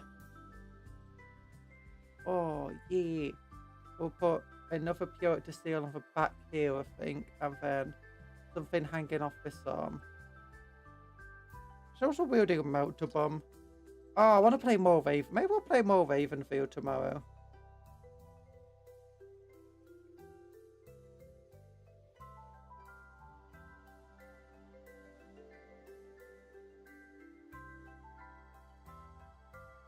Just thinking about that, because we got Ravenfield, we've got these little motor bombs, haven't we? And they explode, and they don't kill anything. Actually, no, we got destroyed by motor bombs at one point, didn't we? Like, we're in an Imperial Knight, and just 2 motor bombs are thrown at their feet. I'm like, oh my gosh, how are we being destroyed? And then we immediately died afterwards. And it turned out that they had just thrown motor bombs all over us. And as soon as we landed, we're just in the middle of motor bomb fields. Like, oh, that makes sense now. Oh, we got another purity seal. I did see some golden crosses on Green Stuff World I could get hold of.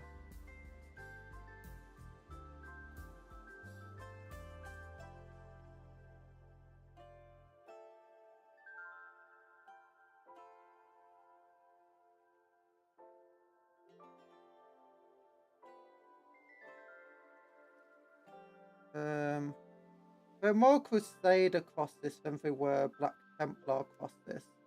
You know, like real life Crusaders.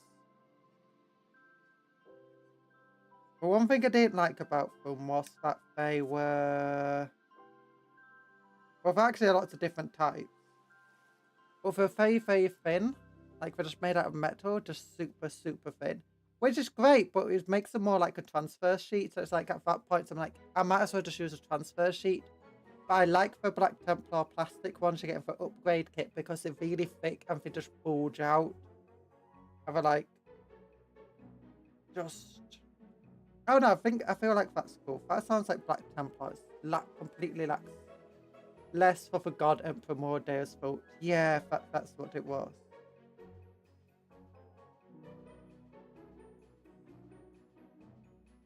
Ooh, yeah, I'll have a little Pure to Seal hanging from there. That'd be cool.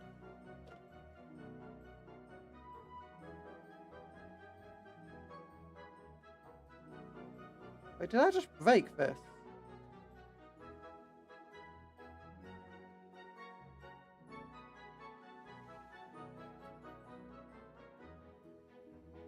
Well, it was either already broken or I just broke it, but now it's fixed.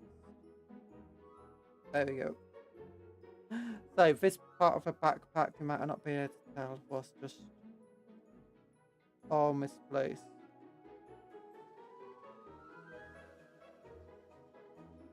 There we go.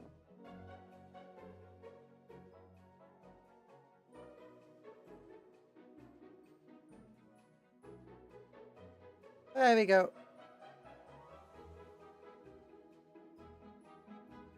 Purity Seals. Oh no, now she looks like she's a Templar. I'll maybe put another Purity Seal on her chest when I get some that are just normal Purity Seals. Because I bought another set of Purity Seals as well.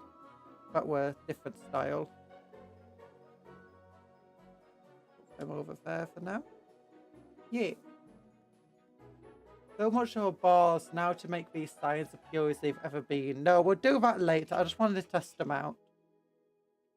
Okay, we'll do the rest of the chariot now. I need more water. Let me open it up. Oh.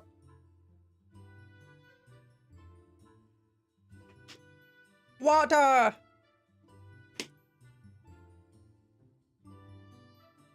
But what do we need to do? Okay, we need to get the pieces. We can't have both chariots being the exact same as each other. So we'll get... We'll use these two pieces.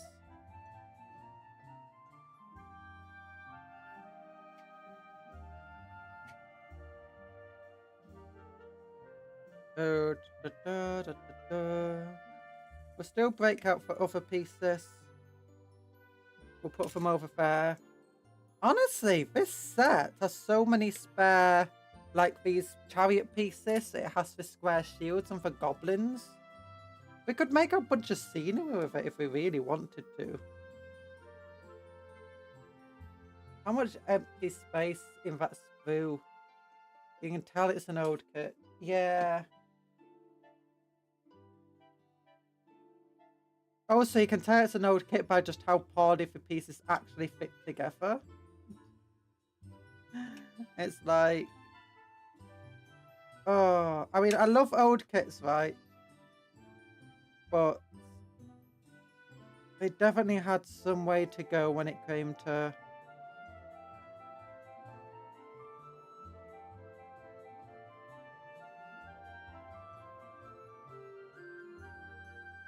fitting pieces together. Skill issue. Issue of skill. It's not an issue of skill. Just a lot of it's not very neat. I know it's Orcs, so you're not meant to mind the gaps and stuff too much, but still. There's a point where you start to go, you know what, I really do mind.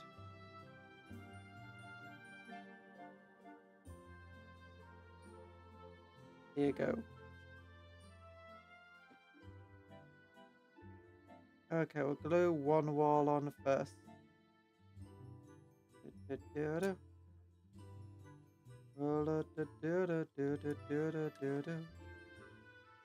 Da, da, da, da, da.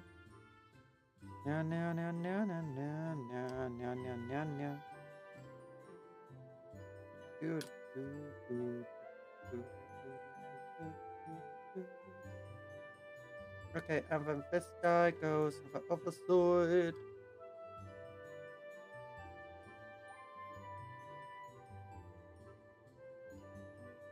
Goes on the other side of life.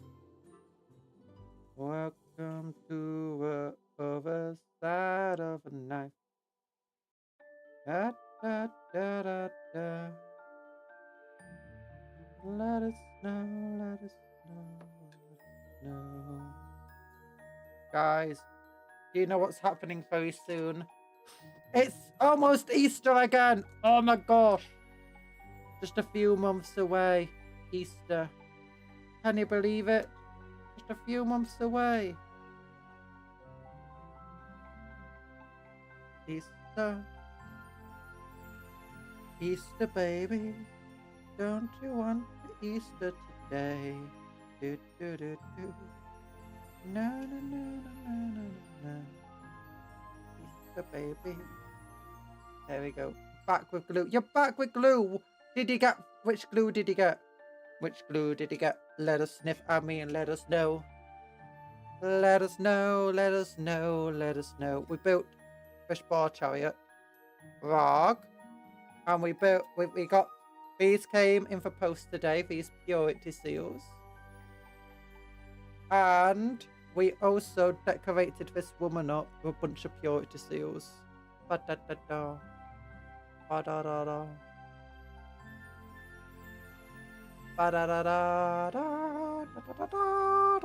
Guys, I sniff tested it over and over. It was short, but I need to test it some more to be safe. Don't sniff test it. Rebel liquid plastic glue. That should be fine. That should be fine. I mean, while people talk about like the different types of qualities and stuff, it's like the main reason I prefer this over Games Workshop is that it was just the bot of the Games Workshop was honestly just really annoying to deal with. In terms of quality between them, I've not really noticed much difference. I think the Games Workshop one might dry a little bit quicker. And might not be just quite as runny. Which might be an advantage to you, might be a disadvantage. I can see both the issues and the benefits of that. Because this one being so runny is sometimes a bit annoying. I want it just to stay where I put it and not spread to other zones.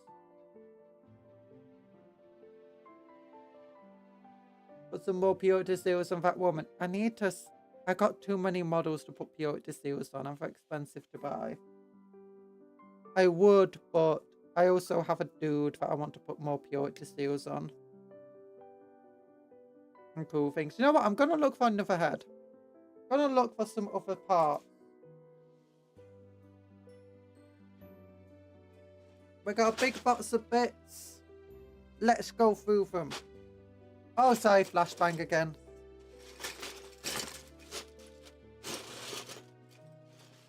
Oh, so you missed Kasumi. She was here. She raided. Can't believe you missed her, Talan. Oh my, why do you hate Kasumi? Why do you hate Kasumi? I know she's not actually called Kasumi. I know she prefers being called Mai. I just like saying Kasumi Mai. Because I just like her name. I like saying people's full name. You have to realise this. It's like, I really want to say Talan 17th.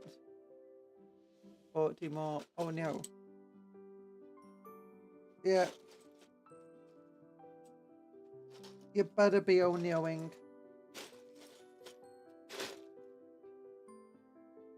No, I want a big cleaver actually.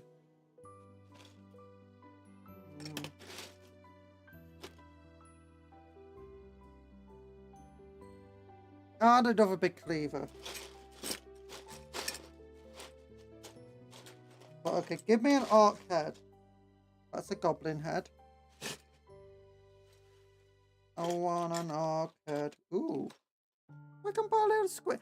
Now that's a squig head. Oh no, it's an orc skull head. Never mind. Orc head. Yeah. Oh, it's got a squig hair as well. It's got proper squig hair. This orc. Look what's between his legs. It's just a bit of sprue. Why do you blame me? What do you blame me for? I never went to the zoo in my life. Actually, I've been to the zoo. I mean, not a big fan of the zoos, to be honest, but still. Missing Mai. Who's Mai?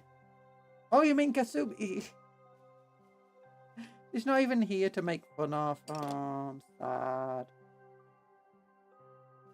She left almost immediately because she hates me, and she was saying, "Right, you're not evading the stream, but I don't actually want to be here now that I'm actually here. I'm and leaving in which you. exhibition did they put you in? I'm leaving." Do you mean the zoo? Giraffe. But I just stepped out of the enclosure because it was so tiny. Oh, Briar's here. Hello, Briar. You're not allowed to leave me, but you have to stay here forever. Hello. You'll be the substitute. Oh, but also, by the way, Mai didn't say she hated me. I'm just doing that. It's a joke. But I often say, it's like, oh my gosh, they hate me. They hate me. Actually, I don't actually say that often. I say it more offline. It's one of my offline jokes. Oh my gosh, I can't believe you hate me. It's like Twitter's taking 5 seconds to post my post. It hates me. Alan probably does that more than me. But how you're better, you're less tired. Nice! I am exhausted today. I might not be able to stream as long as I wanted to, because I'm just tired in general. And I don't have any cola. Okay, there he is. There's a squig man. There's a squig hair man. Just stick him here. What do you think of my little chariots? Very little chariots. Not a lot of room in these chariots. They're very non-roomy. Oh, there's a little knife. Oh. Oh no. I don't know if that piece went. I dropped it. Peace. Come here. Come here.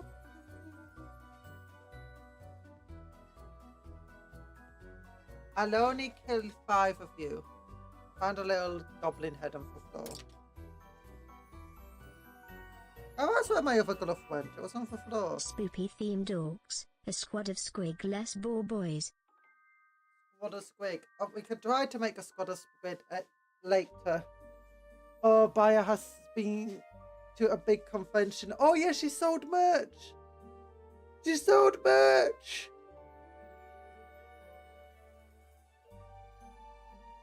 I saw that. I hope it went well. I have no idea if it's an access gone that I dropped. Give me a moment.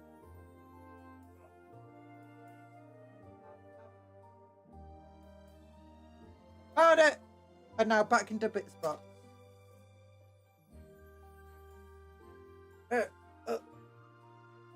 What is the theme of the month?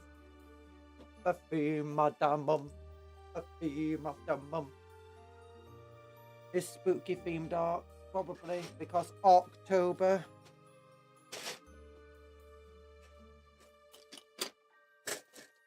Okay, let me find in here another orc head. Okay, what's this? That's a wolf head.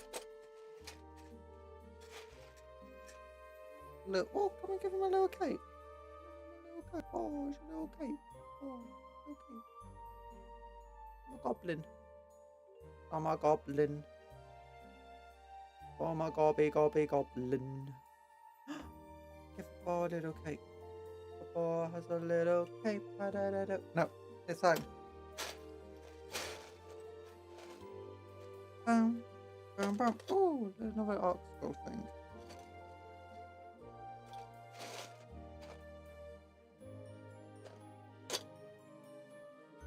Ah, that's something that looks like a squig. Yay. Yes, I sold some merch. Just a few things. Mostly people didn't want to buy because they don't know what they're missing. I don't know what they're missing. It's true. You tell them, buyer. You tell them.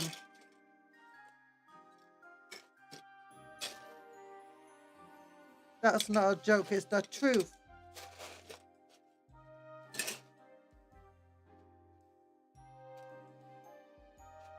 Okay.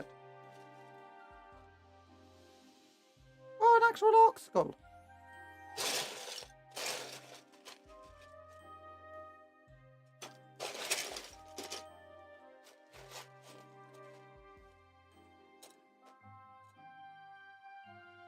I found one orc head. Not a big fan of it.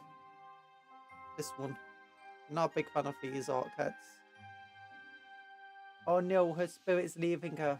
Oh wait, it's back. Yeah, it's because my spirit leaves me when it loses tracking because I'm looking down the wrong way. Headless horsemen, not squiggle spore boys. They're just holding their squig heads under one arm. Oh my god, the concept. I don't have any spare squigs, unfortunately. Every squig I have, I want to use or something.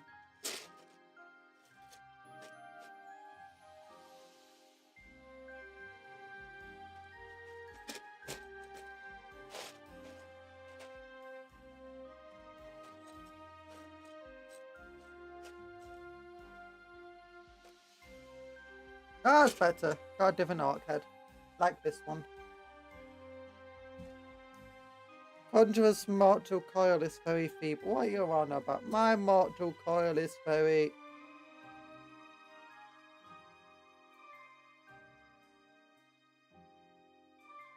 not feeble, it's very strong.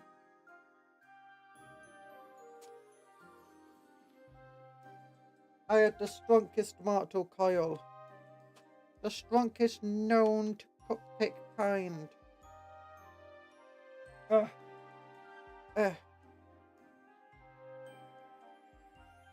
Okay, don't need that arm, don't need that arm, don't need that arm. Don't need that really cool piece.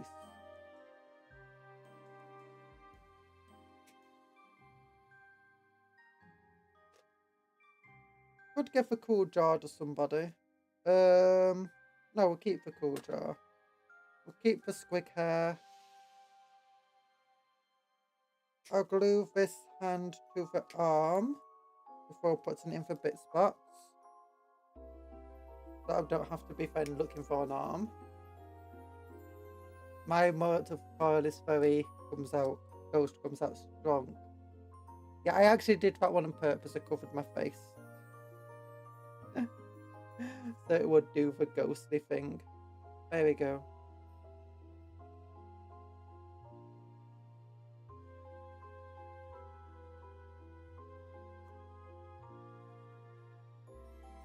And to here. Put it to one side to dry. Yeet. This arm will also put to one side. Well, we'll put in a bit spot. Don't need that sprue anymore. Okay, and then we'll put this orc together. Oh, we'll put this orc together. Yeah, I got a lot of models to build to make just to get them out of the way. Oh my gosh. Because I don't have a lot of time to not build off stream. No, to build off stream, sorry, so.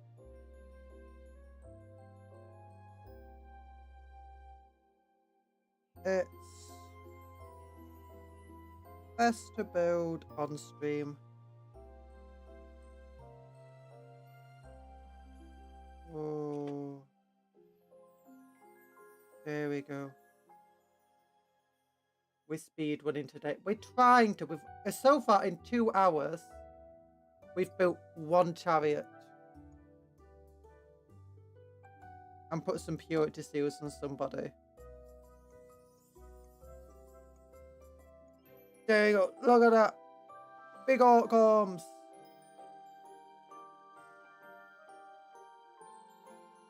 Do we both fit in? Yeah. So this guy, he gets his little boss to, you know, be more aggressive and stuff. To run faster by just threatening to butcher them. And the boss like, oh my gosh, I don't want to be butchered. I'm gonna put this on the front. Yeah, that'll be fun on the front. It's a big chat. It's not that big. It's only almost as big as your mother. I'm joking. I'm joking. That's a mean joke. I'm sure your mother's great. Boxes on a box board. Shame for a shame pile. A pile of not shame is never ending. Yeah. Oh. Is that a shame pile?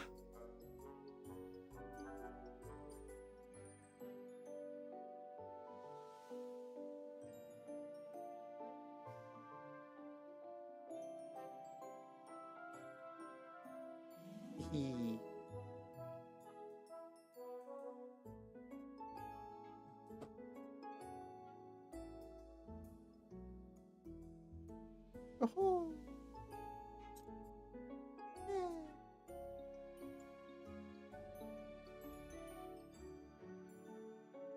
Okay, now we've just got to... Wait, where did... Oh, there's the spikes. I'll just keep the spikes for something else. Yeah. Jokes on her, my mum's in a farce. Oh no! Why is she in a phase? Get her out! Get out! It's just your mum, yo. A big phase. Oh, where's a tiny phase? There we go. There we go. I got it on. I got it on. I finished yarning yesterday. I finished yarning now. See, I'm tired. I'm sorry. I need more drink. Need more drink. Hydration for the nation. There we go. Oh, I got water on my glove. Oh. Okay, I'm gonna take this bits box off my lap now. Oh. I'm back. Okay, so we got to do the boss. We got to clip these little veils of the boss feet again. Oh, 1993. These things are from 1993. Can you believe it? These little tiny balls. That ancient. The bar chariot. The rest of the bar chariot model is rated for 2000. Piggy's older than me. I know. Ancient, where did that go? Piece of plastic went flying. Right up for these little friends we have. Ever Otis, ever for the little friends we have. Ever piggies of Qui-Gon Jinn. Qui-Gon Jinn. Qui-Gon Jinn is the best. We needed more Qui-Gon Jinn. Why don't we have Qui-Gon Jinn? I wonder if there's any company out there that's made gin named Qui-Gon Jinn.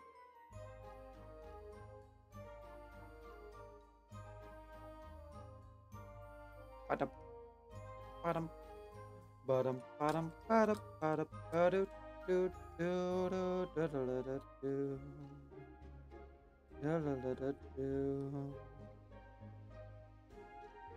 Badum, badum. There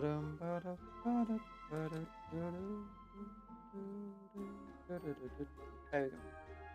Now glue them together and you get a big glue them together and you got look at that big My neck hurts me.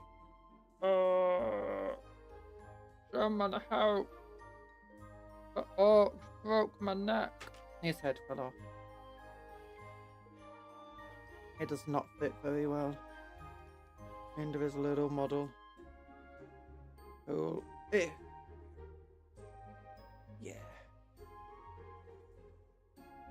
Very stumpy little neck. But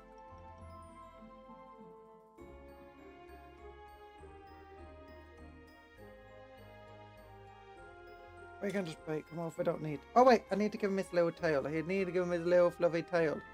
Need to give him a fluffy little tail. I need to make him fluffy off the top. Okay, both his spool away. And then, okay. Chariots. I don't know if chariots are actually that good in the game. I've heard different things about them. For certain editions where chariots are amazing, other editions where chariots are terrible. I think we're okay now because we've got our pretty high toughness. We've got a decent armor save. And the issue is they still don't do a hell of a lot of damage in combat. Now, boar chariots aren't too bad because boars are pretty strong. Qui-Gon being the most chill Jedi, too bad he got the stabbo. Anakin probably would have gone edgy if Qui-Gon was his master. Wait. Do you remember who Qui-Gon's other pupil was? Oh no, wait, Qui-Gon was a pupil of Count Dooku, wasn't he? Yeah, Qui-Gon was a pupil of Count Dooku. And Qui-Gon... and Count Dooku was a pupil of Yoda. So maybe he wouldn't have gone. But I mean, considering that Count Dooku was literally his master.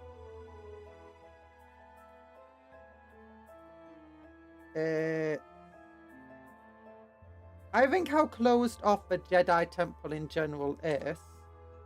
And I think ultimately it was always going to be a thing of, hello Mercury, how is it going? It's going well. How's it going for you?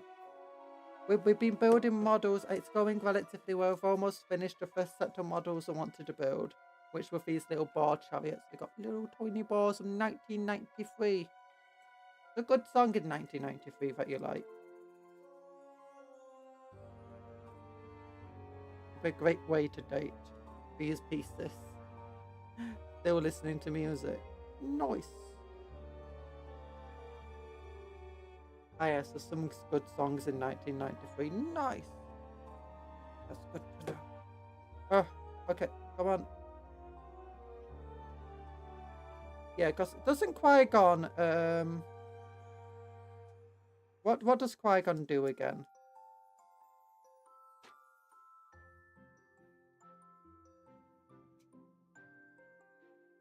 Oh yeah, the Jedi Temple, that's what I was talking about. Yeah, the entire thing was the Jedi Temple have become arrogant and corrupt. Like, what is love? Baby, don't hurt me. Don't hurt me no more. No Limit by 2 Unlimited. And Show Me Love by Robin S. Ooh. What is love?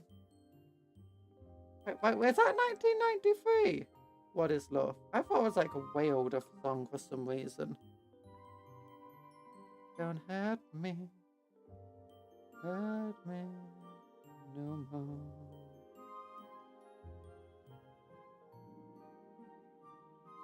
Ow, ow, ow. Yep, both songs are 19. Oh my gosh.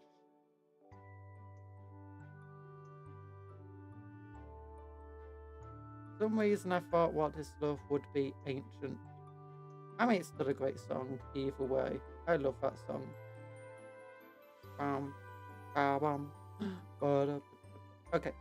Okay, but yeah, for Jedi Temple being extremely closed off, the entire thing is like, that's why Count Dooku kind of fell, because he became disillusioned with the Jedi Temple, which made him very vulnerable to the talking of Palpatine and the Sith, and the corruption of the dark side. Because of his disillusionment. Ahsoka also became pretty disillusioned. even though she has some good teachers at the temple. And Anakin became disillusioned, and even to some extent, Obi-Wan himself did.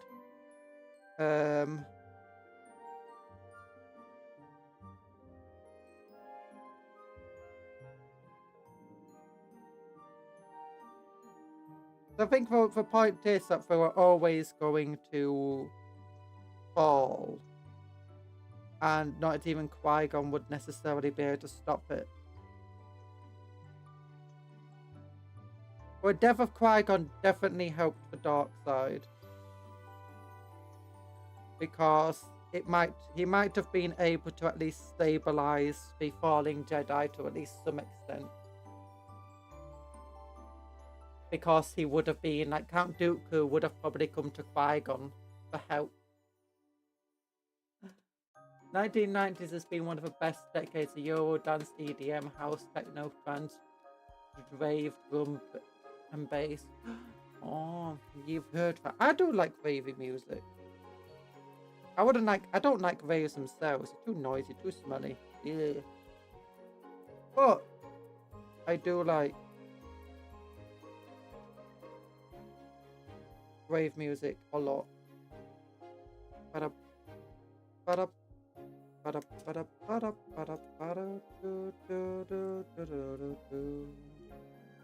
There we go. Okay, now you go over here. I might have to put in for art these things first. Yeah, these things would have to go in first. Was that glued on? No, it wasn't. Good.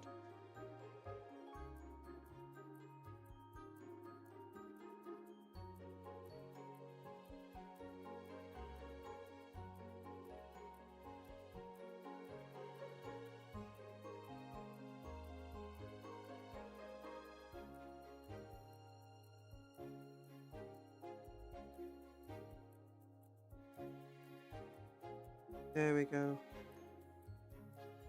Okay. So to carefully glue this on by doing there.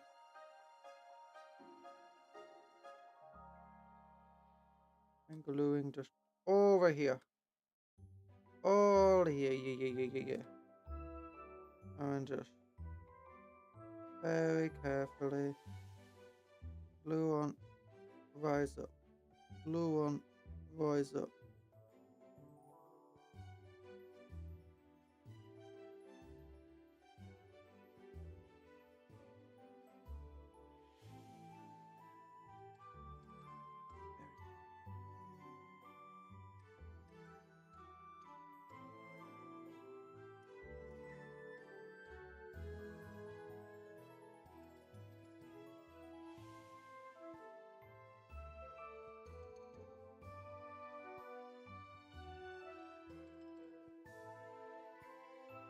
Okay.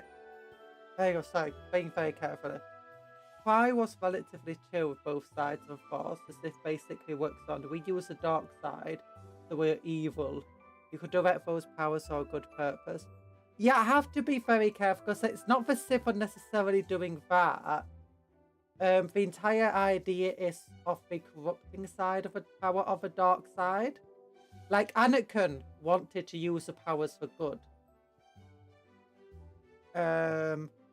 But ultimately he had good intentions and good ideas, and that paved a road damnation for him. Because the dark side powers runs on anger and emotion and these dangerous emotions. And you know, the entire thing Yoda says, anger leads to hate and all of this stuff. And it's like Vader is constantly just angry. He hates him. He's full of anger. He's full of hatred. He hates himself. He hates what he's become. He hates what he has to do. And he hates Palpatine. But as long as it gives him power, he's happy to hate. If you know what I mean. He's happy to hate and be angry at everything. Because it gives him power. The same goes for Palpatine. The same went for Dooku and all of these people. It's not just old dark side evil, it's once you start utilizing those powers and trying to use them for good, you kind of push yourself into this position of being open to that level of corruption and falling apart. Now, what Qui-Gon realized is that closing off yourself emotionally was also not a good thing. The light side had become weak. It had started to become very weak. The Jedi were starting to become very blind to stuff that they should have been able to sense.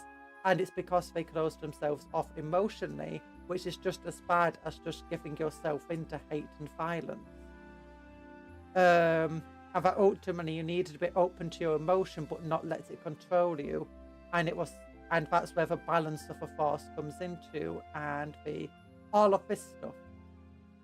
You need to be open to emotion and to both sides of Force so that you can see both sides of Force, otherwise you become blind to it. That's where a lot of these things come into play. At least as far as I'm aware. I mean, Legends, canon, there's differences and stuff. So, but it's like the dark side is still kind of terrible. It's like you don't want to become dark side. Now, there were some Jedi who did use the dark side, at least in Legends anyway. But it was very much a very channeled, very controlled thing where they didn't let themselves fall to the darkness. And they had to definitely keep that purpose and control. But I realised that the Force is much more like yin and yang symbol than a gradient. Yeah. It's relatively true.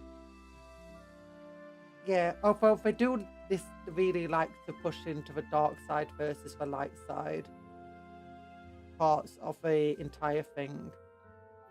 So it does confuse the bits of a gradient and so on. But I think it's that if you give yourself to either side wholly, it becomes corrupting, it becomes bad, but in different ways. And because of how blind the Jedi had become and how closed off they had become, it meant that when people did start to become disillusioned and stray from the path, it opened up the opportunity for... It's a bit like in real life. It's when you become disillusioned with one side of, something you agree with, politics or whatever, it's very easy to fall fully into the other side because you become disillusioned with one little thing and the rest of it starts to fall apart for you, and then someone could take you under their wing on the other side and be like, hey, look at all this cool stuff.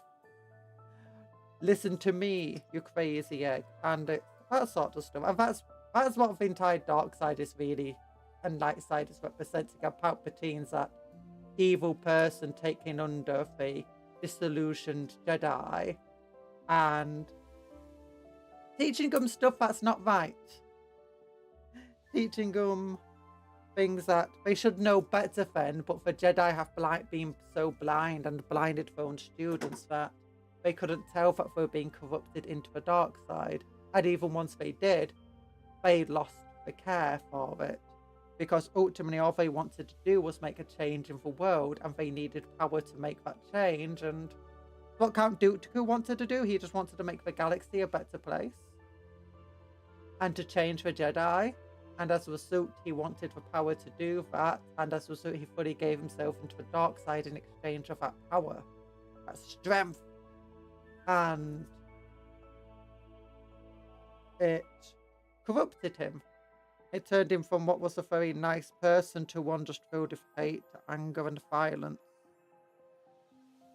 Although even he himself realised what he was becoming, and I think in Legends he did some stuff to, try and fight it. Where in canon it was more of this is a cost I have to pay. This is a price. So, yeah. I don't know. Qui-Gon, on the other hand, was very much... He saw both sides of the Force. He saw the importance of emotion. But he didn't really use the dark side of the Force. Like, he saw it and stuff, but he didn't utilize it. And his entire style was very much about control. Whereas when you had other Jedi characters who definitely used the dark side of the Force, their fighting style definitely had a lot more emotion and anger within it to draw out that dark side.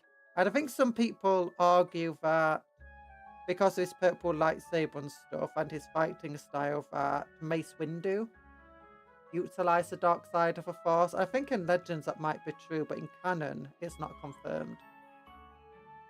But he was a very angry, he did seem like a very angry person, so maybe he did use the dark side of the Force. I don't know. I think a purple lightsaber, we know the reason for purple lightsaber was fair, for non-law reason.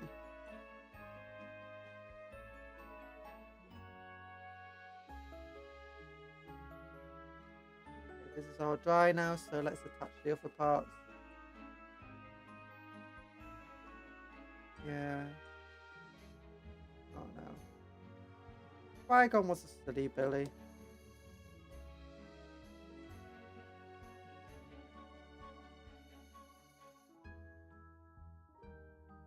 But what's that one episode not one episode, that one series that explored for younger Jedi? Nothing wrong with channeling emotions into power. Just that you don't direct it correctly. Yeah, in fact you don't let the emotions take over.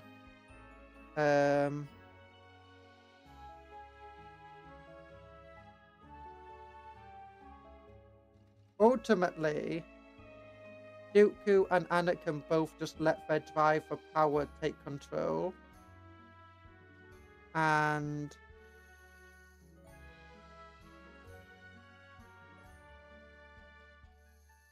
whatever. It's a bit weird because there's definitely yin and yang metaphor going on in Star Wars. But the ultimate message from Star Wars was originally intended to be a political message. From George Lucas. So a lot of the time his yin and yang metaphors got completely lost in the other things he wanted to say.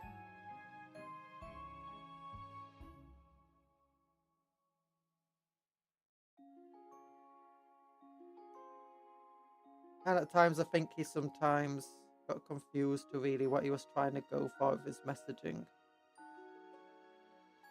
Very odd.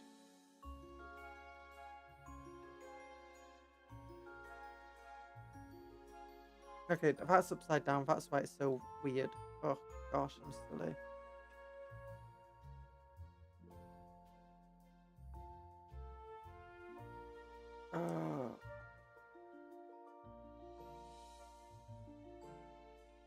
The Emperor being based on Reagan. I still find it funny that the Emperor was based on Reagan. Palpatine.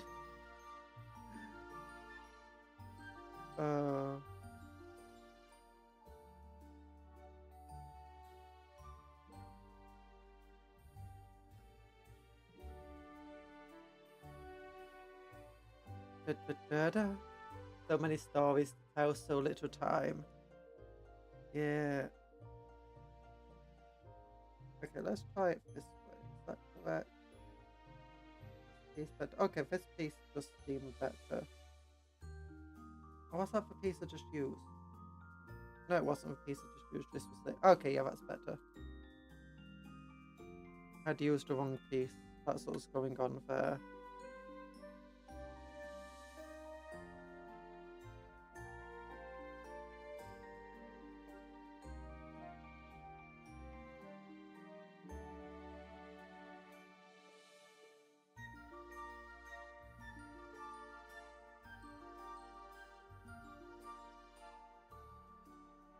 Well,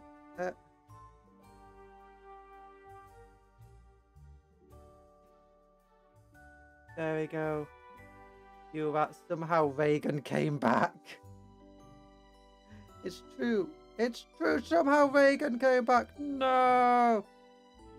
No, but a lot of it was based on like Anakin's story is effectively the story of like a politician choosing to join one side of politics because they're the ones getting all the votes.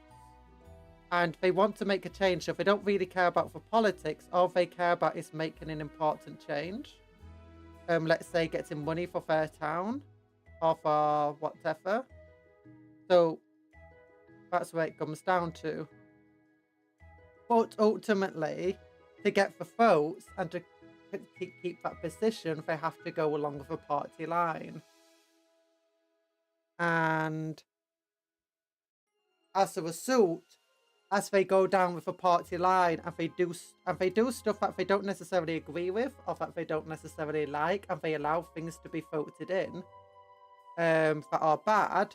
But this is because if they do this, they can then do the things that they want to do. And it was just meant to be an entire comment. Ultimately, it was a big commentary on that sort of influence that was going on. I say a big commentary on that. It was part of a commentary anyway, as far as I'm aware. The original one. And I think that's a very interesting thing. And as being in a family that has been political, I have seen people do that before. And, you know, corrupt themselves for what they perceive to be a greater good.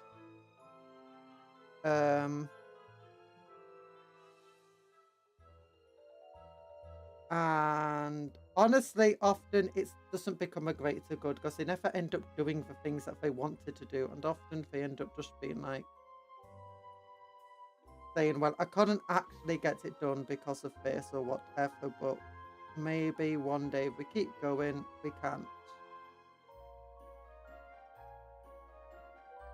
And ultimately, they're just being used by someone above them.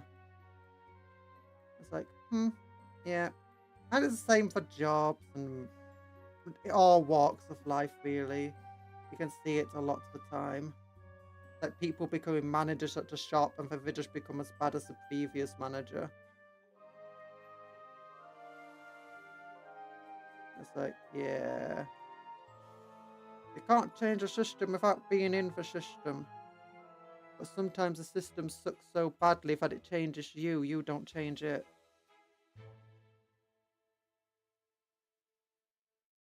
Twitter. There you go. There you go, it's stuck. Kind of. Hopefully. That's a light topic of conversation. It's true. Sorry, I got distracted. It's big. But that is where a large part of it comes from. And Qui-Gon Jinn's entire essence is meant to be a kind of balancing between yourself of what you want to do with how you have to compromise yourself. Like, it's not wrong to compromise yourself to some extent to get the things you want. But at the same time, you have to realize when you're compromising too much.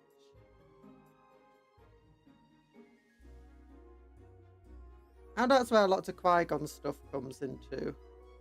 And Qui-Gon himself never really used the dark side, as far as I'm aware. And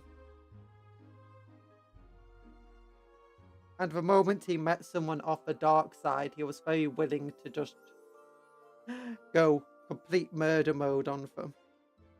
He was very balanced, very patient, and he just viewed the world. That's where a lot of his stuff comes from. It's patience. It's patience and opening one's mind. The greater good is a dangerous path, as there's nothing wrong you can do in the surface of it. That's something I've had to say to people quite often. And it is one of my favourite things of someone who's doing it. I mean, let me rearrange my words. Someone who's doing something for a greater good is incapable of doing wrong, and as a result, they will do great, terrible deeds. It's like when you look at some of the worst things that have ever happened in history, it's someone doing the things of a greater good. And each time they just go a bit worse and a bit worse until it just becomes horrific. It's like, there's no justification of it. So bye-bye, Mercury. You're going to listen to Lady Magnolia, Work to Do, and Escada. We got work to do too. We have to make more models. I need to make the big ones now. These pieces good. Yes, they are. Okay, I'm going to get these into my bit box. These tiny spoons over this side. And then I'm going to get my chariots into my big box. But thank you for popping by, Mercury, and sharing your music. It was nice having you here. Oh, get there. So let's move this one first. Be careful. Careful. I said be careful. Okay. There you go.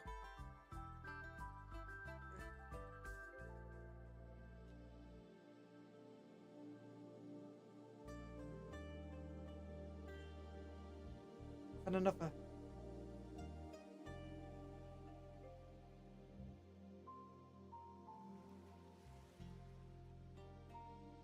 Which, honestly, I think it's one of the reasons of, the Tau law. The original... Sorry. The original essence of why they, their grim dark stuff was... The entire story was, it's of a great to good. It's... When something's of a great to good, it doesn't have to be some sort of strange cult like from Hot Fuzz. It just has to be... They're a relatively good faction, but they're willing to do some horrifically evil stuff if it means doing good stuff. Like, I think they didn't need to become an evil, this kind of strange mind-warped cult. And they seem to be losing that mind-warped cult aspect, actually. Like, a lot of the new lore coming out for the Tau just seems to lack the mind-altering powers of the ethereal. Like, a lot of the old lore, when they have decided to change the lore to make the ethereals be, all crazier, it's gone. Like, the Vespids, Stingwinds, these guys no longer need helmets. Because they're no longer being mind-controlled by helmets. Because that's what they were. That's originally one of the things in their lore was, oh, being mind-controlled. Oh, no! But now, that's gone. And a lot of the time when you see ethereals speak, they're not all-knowing or anything like that. They're just kind of, they're more like Tau politicians in a lot of the recent lore. And it's like, huh. I mean, they're still clever. They're still doing cool stuff. It's just no longer acting in impossible ways. I like that. I like the fact it's returning back to the older way of just weirdness. Okay, I'm just bringing all the random bits of sprue over there. Just got a box I can throw them in later. Oh, okay, I can ignore this instruction book now. And I've got to get some big guns. So I'm going to take my headphones off. Oh my gosh. There's been a bit of subtle eugenics going on in the Tau Empire in some lore. Also, there's still that helm with the Stingwing kit. There's only ever... I thought all of them had it on in the old kit, didn't it? Oh. There's not many in the new kit when it comes to helmets, though.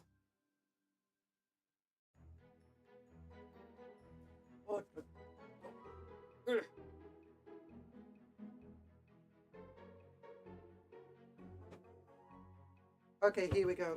Here's my big uns.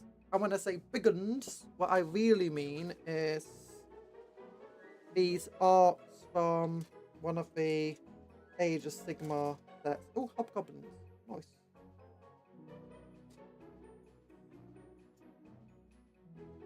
I've got 20 more of them to build. I've already built 10.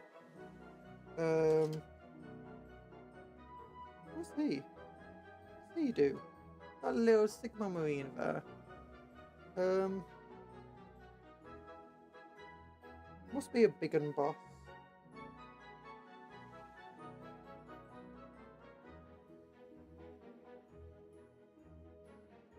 gonna have to go through my old world thing, see what every single thing does and who they are. Go hobgoblins, more hobgoblins. And here we go. Here is the giant I've got. It's one of these ones, absolutely massive. It's like Imperial Knight massive. This is the base size.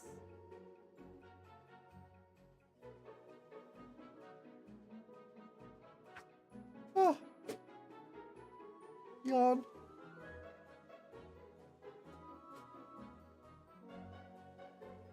I kind of like the law of Imperials having the mind control pheromones. Gives the town undercurrents of darkness that makes them fit in the universe. I mean, but that's the thing, the undercurrents of darkness originally was just... I mean, more originally just a kind of a satire race. I mean, the undercurrent of darkness was just a fact that for an alien, the things that they're willing to do for their greater good. Like, one of the things is if they're willing to slaughter, like, they've legitimately said they won't accept space marines anymore or try to convert them. They'll just, you know, do the entire exterminatus against an entire species. While there's been other tau that have been calling for just mass extinction of humanity because they just don't like humans. I think that gives them the undercurrents of darkness right there. That for their greater good, they are willing to just exterminate an entire intelligent living creature, which they had done before, because they don't think it can fit in their greater good. And they also say that they need to do mass extermination of the Orcs. And so it's like... So I think that's where the undercurrent of darkness comes from. The fact of these people having to twist their morals and try to justify the idea of exterminating people. But when everything's pheromones, it kind of removes that social idea of just people having to come twist the morality. People who are meant to be nice and good, twisting a morality around to do horrific things. Whereas when somebody got these pheromones and mind control and stuff, it's sort of like, now it's just kind of a bit more boring. We're not doing it out of some sense of whatever. Them being so hopeful and for being so naive about how small of a fish they were in an ocean of sharks. Yeah, that's fun. But I do like the entire fighting style and stuff, and it's very inspired by modern warfare and NATO and actually how you would fight a war. Whereas everyone else is pretty much inspired by much, much older, very outdated forms of warfare, like trench-style war.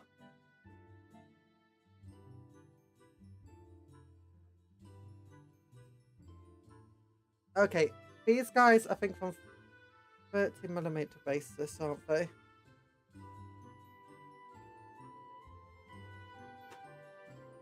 What size bases are these? They are 25mm, that's the wrong size. Okay, I think it's my bits box that has some in.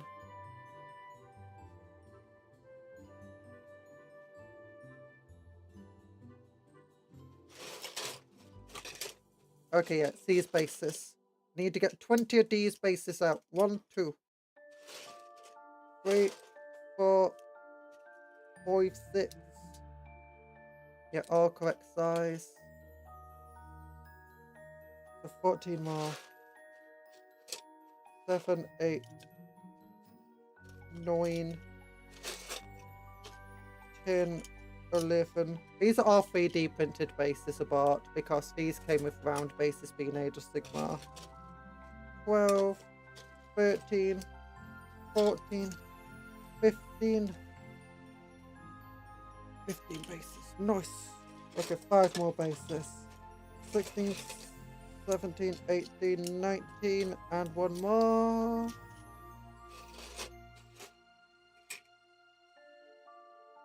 20. Yeah, I've already built 11 of them. In fact, we can bring out the other 11. How operating on maneuver warfare feels really different. Not quite as maneuver as the Eldar, but cornerstoned that market millennia ago. Yeah, they combine the best parts of the Imperium style of warfare with the best parts of the Eldar one. Because Eldar are very maneuver based, but they're very vulnerable in how fragile they are and just how, like, each hit is very powerful from the Eldar, but they either do lots and lots of small nicks that don't really do a hell of a lot, or they do very hard hits that do a lot of overkill but don't really spread out too much, and they don't have a lot in between. Where the Tower have quite a lot of, we hit hard and we hit a lot at the same time. And I think that's what makes the Tower very effective. They're not quite as fast. We're also very good at doing deployment and, you know, falling back. Because the amount of jump packs and stuff they have, thanks to their their battle suits, and then thanks to their devilfish and stuff like that. Their style of warfare is very effective. I used to hate playing against them as well, because, especially with my Black Templar, because I just couldn't pin them down. But it's so hard to pin down. And back then, though, Black Templar just absolutely sucked. It was like, let me put it this way. It's now a Black Templar, right? Model is, back in the day, a Black Templar was 15 points for a single model. Nowadays, actually, it's around similar price. No, it was, what was it? It was 40 points for a Space Marine. There was 6 points for like an Orc, 12 points for like a Tau. Was it 30 points for a Space Marine? 25 points? It was very expensive. It's more expensive than today. They only had 1 wound, making them very easy to kill, compared to the 2 wounds today. They only had 1 attack. They got 1 attack on a close combat weapon, and they got 1 attack on the charge. Meaning the most attacks you could get out of a Black Templar were 3. Nowadays, as a base, Black Templar have 5 attacks. They're stronger, they actually rend through armor. And they're just so much better today. They're cheaper as well. It's like, oh my gosh. I like the Tau though initially. They do seem a little too bright for the universe. But then you kind of zoom out to a galactic scale and they really look like the last spluttering flame of hope. Yeah. I do like how the new lore is changing that though. Where, because now that we see the Mechanicum, and we see a lot of the Imperial weapons from the Horus Heresy being brought back, I do know from being inventive again. Well, not necessarily inventive, but rather than just sticking to an STC or Forge World to build something, they're actually being a lot more productive and proactive in doing stuff, which means a lot more weapons are about. And you suddenly realise that the Tau aren't actually all that advanced. All they've done is made their best weaponry mass produce. Whereas when you compare their weapons to Imperial equivalents, actually sometimes the Tau's worse. It's like their plasma weapon versus the Imperial plasma weapon. Its Imperial one is technically better. It's capable of going hazardous. It won't always go hazardous unless you want it to. And the Tau one can't even go hazardous. I mean, it could do, but no one does it because it's not part of their doctrine. But when you actually compared, you know, for different technologies, you realise actually, oh wait, the Imperium actually does have access to technology that's just as powerful, if not stronger. And it is capable of mass producing it. And there's a lot of Imperial weapons that just completely trump things that the Tau do. And I think that's an interesting thing about the Tau and the Imperium in general. And just a lot of the forces in the universe. I mean, okay, I do find it a bit weird that the Tau suddenly didn't invent their own ion technology and now it's a League of Photon. Which I understand. I think it does make more sense, but it's just the law was that the Tau made their own ion technology. And it suddenly changed. And I do think the change is good though. Like, I think all in all, it makes sense. Tau Tech is higher baseline, but the ceiling for Imperium is higher. Pretty much. It's a bit like comparing, I don't know. The Imperium chooses to mass produce the cheap stuff.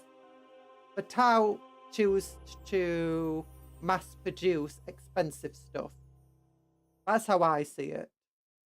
I mean, it's like even the laser rifle the Imperium use is actually really advanced when you look at it. It's just... it's not really that powerful. I think that's it. I think a lot of it's quite interesting when you look at the Tau and compare them to the Imperium. I mean, a lot of the recent lore has made the Tau not only a bit less advanced than they at first seem to be, but it's also made them a lot less naive and a lot angrier. Like, they've gone from the last flaming hope of the universe to just another threat in the universe almost. But not quite, but they are kind of turning that way with how much hostility and anger they're just showing everybody at once now, and how much they're speaking about just annihilating the universe. So, we're not annihilating the universe, annihilating the other species. The species. And I don't know. But for the rest of the galaxy, it's starting to become more of a hope. You got Gulliman about to, you got the Imperium working with the Eldar a lot more than before. You got the Eldar trying to be friendly again. And the Imperium trying to actually, and the Eldar actually, both of them are actually trying to be proactive with the technology and trying to go away from tradition a little bit more. Maybe not the Imperium as a whole, but between Carl and Gulliman, they're definitely trying to push invention again. Trying to push away from all this tradition. I like that. I like how things change. It's an evolution of the law. It seems a bit weird, but it's fun. I love these. I've talked about it before, though. You know how much I love these random things. 30, 29.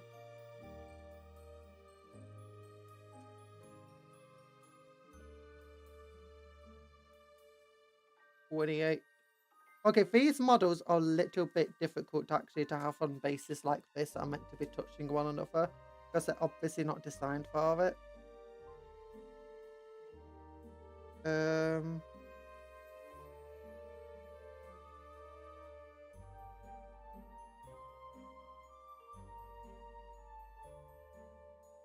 Okay, 31. Good.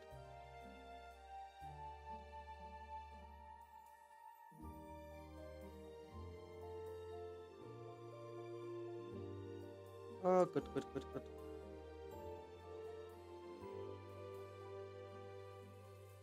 31, 32.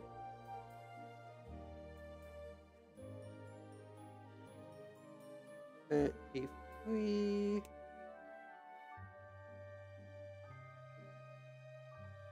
And 34 is the shield. Nice. The Orcs grow belly as called. Yes.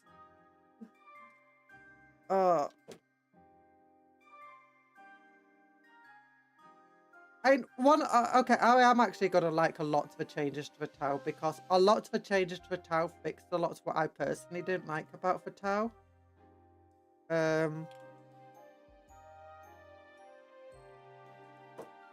Or recent changes anyway. Wait, do these two actually attach together? I don't feel like. Maybe they do, maybe they don't.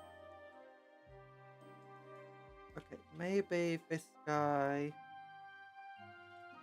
fits to... Oh, this is pin together pieces. They're not... There you go. Okay, yeah. They are not... You don't have to actually glue them. Hello, you also have changes in the neck ones. The Silent King seems to want to ally with Imperium. Yeah, I've only got Tasan, or whatever his name is, who seems to actually like the Imperium. Or if he likes to collect the Imperium.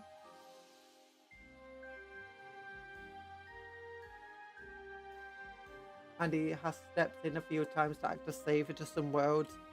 I like how one of my favourite ways that he's actually acted as a savior to the worlds, though, has been... Also, how are you doing, Night Parade? I think it's a Silent King. It's like when he was savior to the Tau, and the Tau were just like super thankful, and then just to teach him a lesson, the Necrons came back to blow them up. That's just one of my favourite pieces of lore. It's just like, it's like, yay, the Necrons saved us from the Tyranids. It's like, oh no, the Necrons saved us, killed us. The Necrons killed us after saving us from the Tyranids.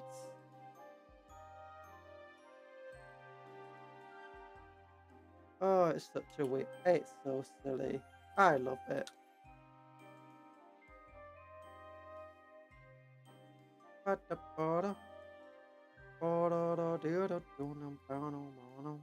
Okay, these pieces are touched together like this. Oh, he's a grumpy-faced man. He's a grumpy-faced man. Once again, one of those silly lore things. Paul just has all these new shiny marines. Why? Oh, he just does. When Gulliman told him to. Before he got the Stabbo, but then... When did that happen? Oops. This guy should have been attached before the rest of the pieces were attached. You know what? I don't need that bit. It happened when it happened. You don't need to worry about it. Call just when and call. Look, look, look, look. The Imperium have a show. It's called Better Call Call. And it's whenever something goes wrong, you just call.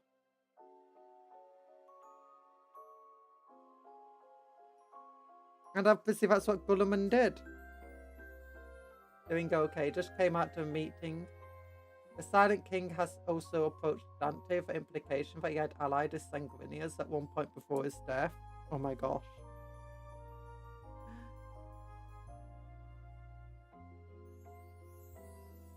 I never knew that part.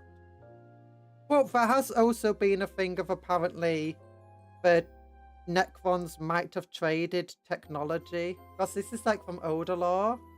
Like the Grey Knights, I believe. Like some of their tech is obviously Necron tech. And apparently they got it from the Necrons. And apparently, but it might have been the Emperor who got it from the Necrons. We don't know how. It might have been the fact that the Necrons might have allied with them. Or at least that was the implication. For all we know, it might have been Sanguinius who got it for them.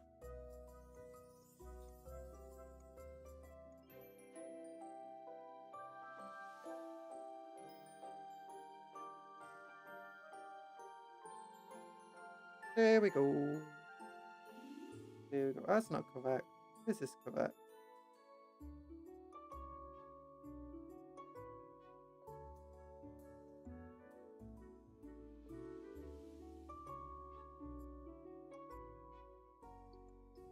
Right.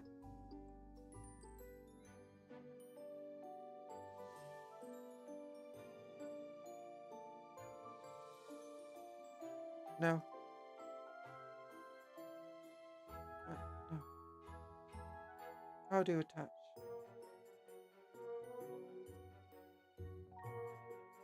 Oh, stop vibrating. Okay, this guy attached just like this.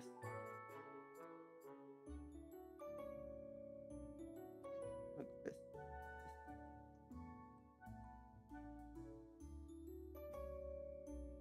Feels like this should go in here.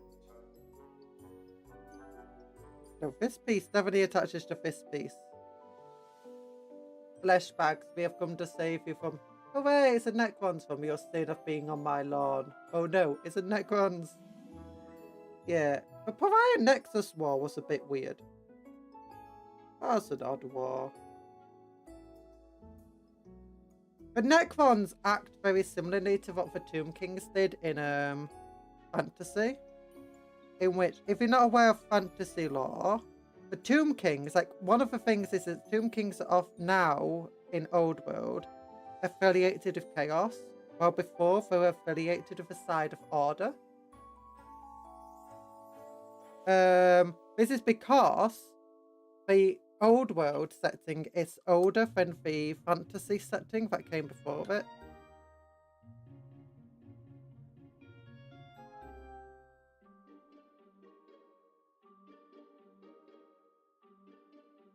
Quite significantly so. And Chaos was not as much of a threat back then.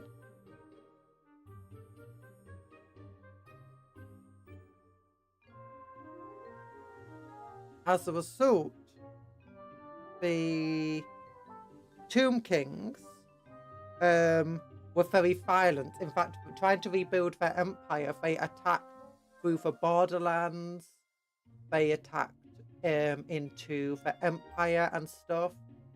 And Cetra still controlled southern parts of the empire at one point into the the end times period. Tomb King armies are manipulated husks without thought that are being guided by some necromancer. The Necrons woke up one day without organs. No, that's not how the Tomb Kings are. No, the Tomb Kings aren't mindless. The skeletons are actually half minds of their own. Not all of them. The skeleton lore, the Tomb King lore is very similar to Necron lore, where Tomb Kings are actually undead though. Like, if you go to a Tomb King city, you will find a relatively functioning city still. But it will just be lots of skeletons roaming around. And you still find some humans there, actually. Only important guys are thoughts. Yeah, and the same goes with the Necrons. Most of the Necrons don't really have thoughts themselves. Some of them do, a lot of them don't. Tomb King lore is very similar to Necrons, and the Tomb Kings are on the side of Order in the end times because they recognize Chaos as the greatest threat to the world. But ultimately, the Tomb Kings want to control the world. They are willing to ally with the Empire in Batonia and the High Elves to defeat Chaos. But before Chaos became a major threat, and after it's over, at least that's their intention, is they do want to reconquer the world, because obviously they bow to no one.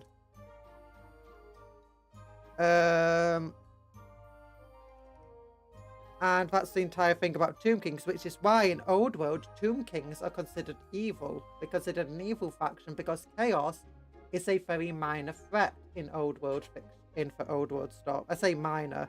It's not a huge world-ending threat at the moment. And as a result, the Tomb Kings are not willing to work with other people to defeat Chaos anymore.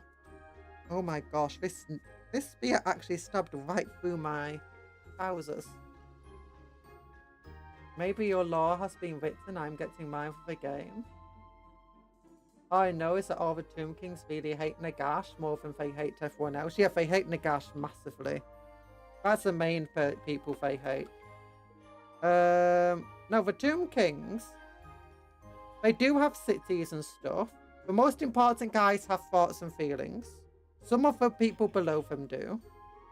Some of the skeletons do have their own thoughts still. Some of the skeletons don't. Some of the skeletons regain thoughts randomly. It's very similar to the Necrons, where the random Necron is... Your average Necron doesn't really have their own mind anymore. They're basically a mindless metal body just going around doing tasks at the beck and call of the commanders. And the same goes with Tomb King skeletons. That being said, some of the skeletons still have their own thoughts, and you still have their sounds and cities apparently still have somewhat function. Although in some cases it's just skeletons doing their daily life from before they became undead, just walking back and forth. But a lot of it is just they're doing stuff like maintaining the tombs, they are rebuilding their cities, they are they're doing a lot of stuff. And this is similar to what the Necrons are doing. When they wake up, they just rebuilding their tombs, they're rebuilding their cities, they're trying to rebuild what was once there. But it depends on what the Lord wants. Sometimes the Lords are really warlike and just want destruction. Some of them are crazy. And the same goes for the Tomb Kings in fantasy. Some of the Tomb Kings woke up absolutely crazy. Some of them are very war hungry. Others are just want to rebuild what they had. It's that sort of thing.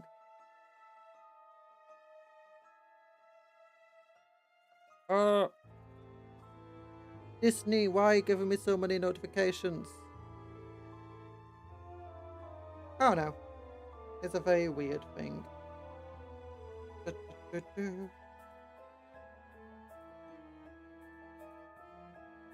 I'm looking at. Oh wait, does that have?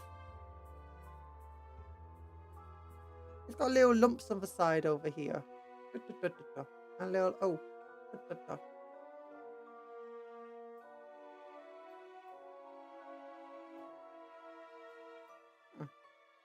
Okay. These pieces are not very fun to put together. No, they're fine. They're fine. The spike piece, they stabbed me a little bit. Okay, this is piece number 1, but I can't find piece number 2 anywhere. What about on this boo? That's piece number 6. Piece number 7. Because that's, you can have one of the other head here.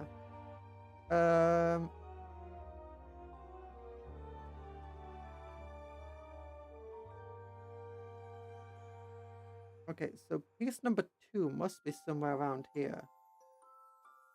Okay, that's 4. That's 5, 6, 7. Oh, 2 is a spear arm.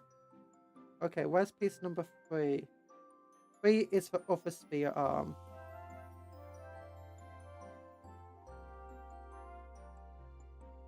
Okay.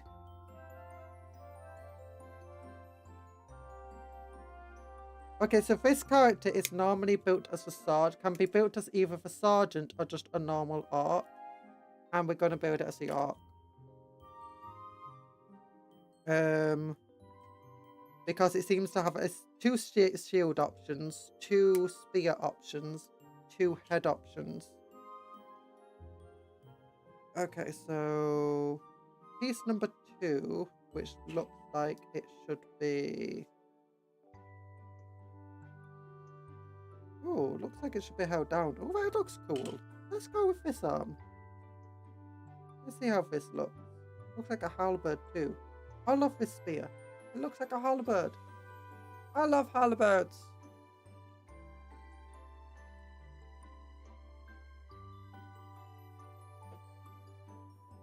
Oh wait, did I already remove this spear? When did I do that?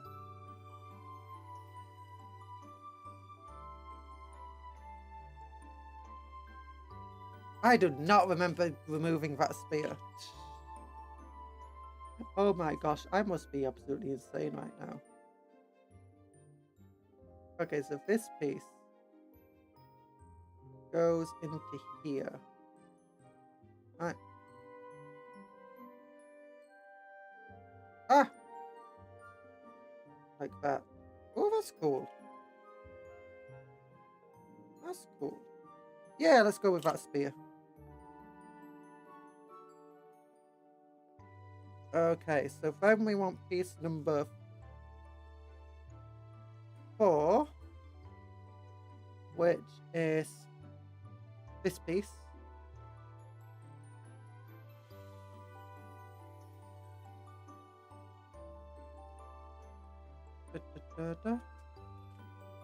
And then it will be 5 in both cases. And we don't want 6 because that's definitely the sergeant head. We want the of a boss head rather.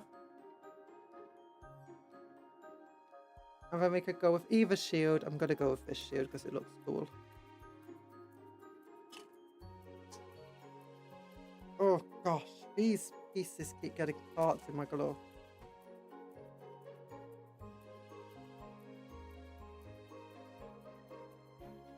Let me just break this piece down here. Lots of stuff here. Oh, but... Oh yeah, but that seems to be what the Necrons are doing at the moment, is that they recognise that both chaos and tyrannids are a major threat to the world right now. So they are teaming up with factions that can help destroy that threat to the world.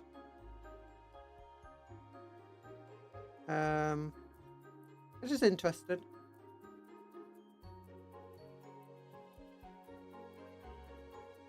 But ultimately, they don't actually have an interest in... They don't have an interest really in saving these other races, as far as I'm aware. Their main interest is just to stop the galaxy being destroyed and stop themselves being destroyed in the process. I believe that's pretty much what they're doing. If it's going down like the fantasy route. Maybe the mutual respect will protect one another, but I doubt it. When has mutual respect ever saved anyone's life in 40k? Other than Cassius Cain, maybe. Oh my gosh, that looks like such a cool face. Very Tolkien.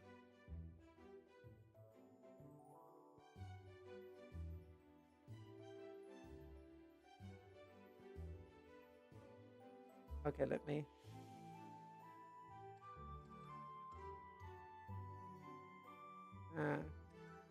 not showing very well.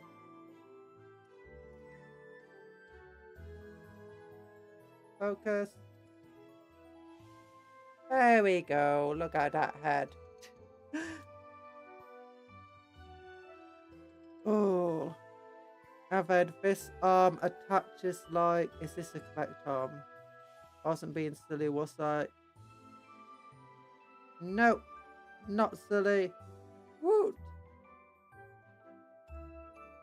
It works.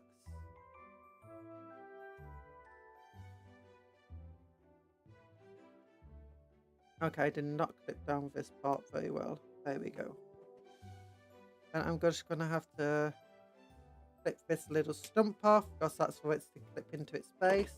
But we're using a different base.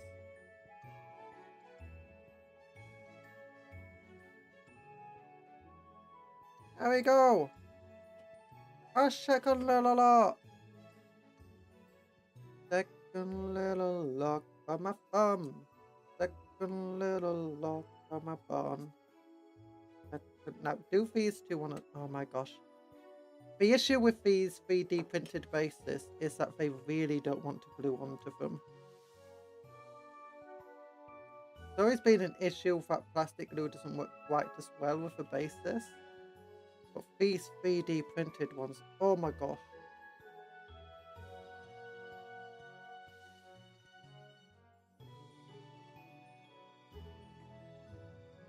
Okay, now do these two want to stand next to one? No, not really.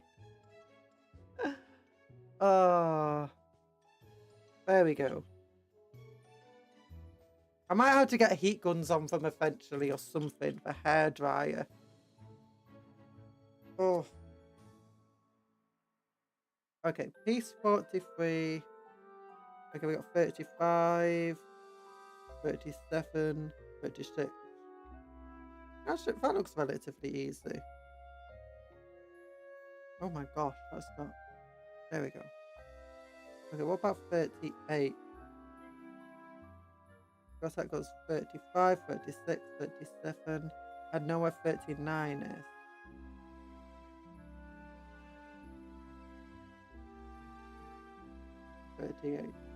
Okay, 38 is a different part. Good, different art model, sorry.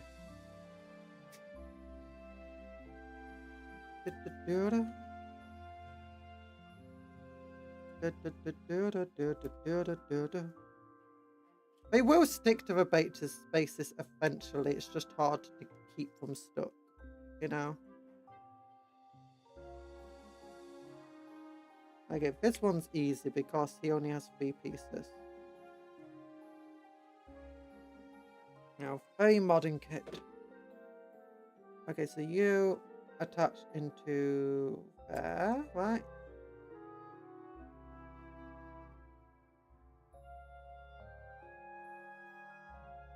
No, that doesn't feel correct. That's wrong. Undo. Okay, that doesn't feel correct either. If you go like this.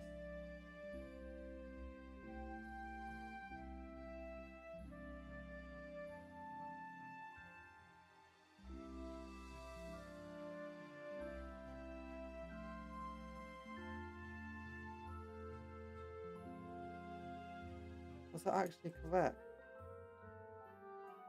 It was correct. Oh. Well, go apart again. Oh no, the pieces are too thin if I don't want to get apart. Oh no. Oh no, I should have pressed them together. Oh, whatever. If I do this. There we go. Okay, I got it sticking together anyway. It's fine. It's fine. I said it's fine. You dumb art. Yeah, these Orcs are definitely way more Tolkien-esque than the big dumb Orcs that we used to. Like, oh my gosh. They're a lot bigger and taller than your average Orc, mind you. Like, let me get one. Oops, just headbutted. Thinner limb, but generally just bigger. That's why I'm using those big ones. One, they look cooler. They look more professional. And they're a lot taller.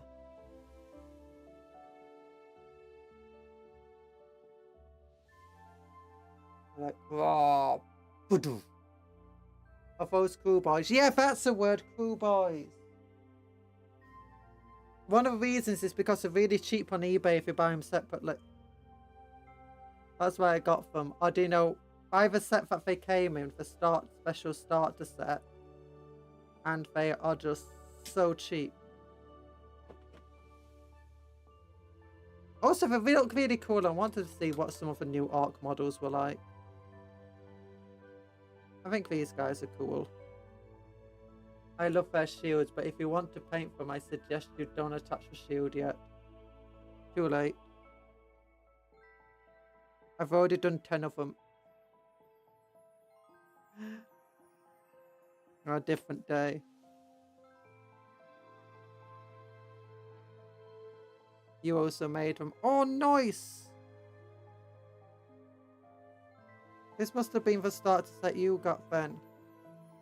I got other models from it. I got the hobbits from it. I got 3 sets of the crew boys, so we got 30 of the crew boys. We got 1 of the crew boy with a banner. I got the 3 arrow ones, but I don't really have anything to do with them. I just got them because they came with the kit. I love the way they assemble. I like the fact that despite it being a starter set sort of thing, you do have spare parts to them. Like you do have the option to have the commander or not to have the commander.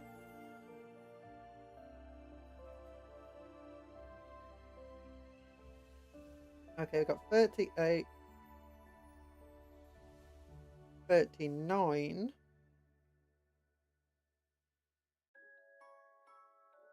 Okay, and who's 40? You're 40. And you're 41. Okay, that's fine. And that's 42. Okay.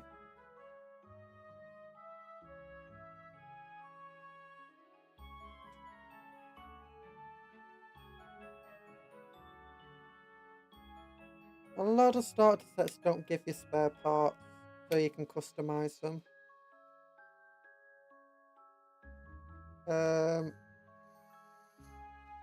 Also, I've got the really big dude from that set. The Purge banner one. Yeah, I'm just using it as a basic standard bearer, mind you, for banner. Because otherwise I don't have a banner in the kit. Actually, I'll get it for 10 guys already built out. Give me a moment.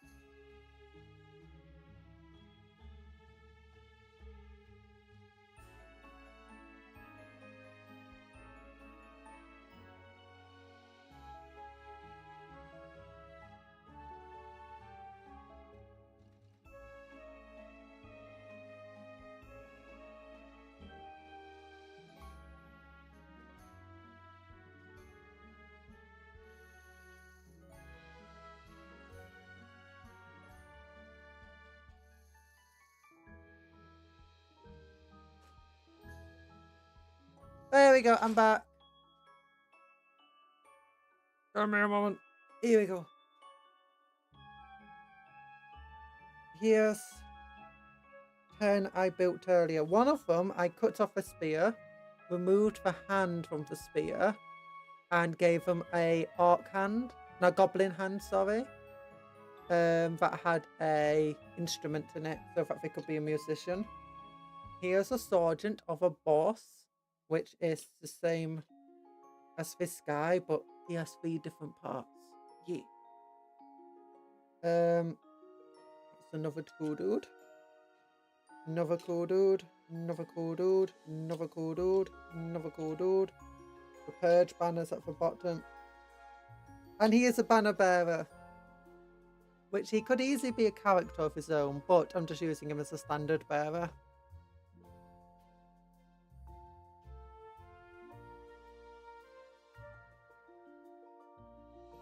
And they can kind of stand together in a line. I've had them sitting on my desk for ages. So what my plan is to have them 7 wide. Because that's generally cool. 3, 4, 5, 6, 7. And then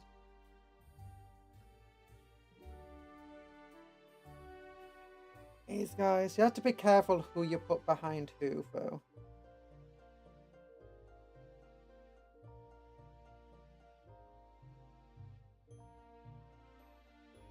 Yeah.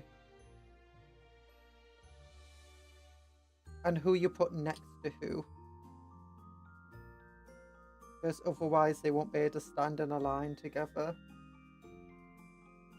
Or in ranks. There we go. There's always a little bit of leeway given by the movement trays, which you should be using alongside them.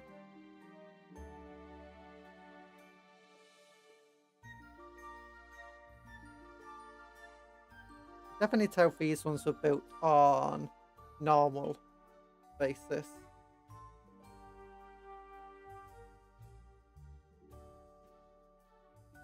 Can he fit here though? Yes, he can. Bob the Builder, he can fit it. Bob the Builder, yes, he can. It's a Warhammer Fantasy at the moment. We're using Age of Sigmar models. But we're building for Warhammer Old World. Oh my gosh, that's so bright.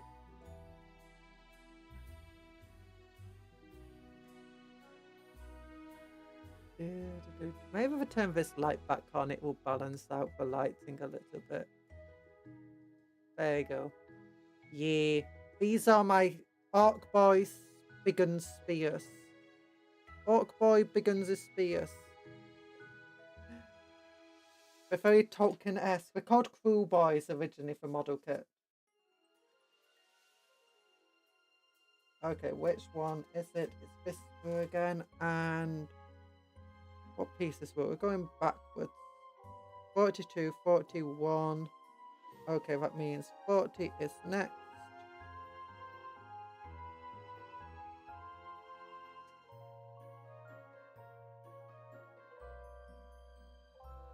Then it's 39, which is this piece.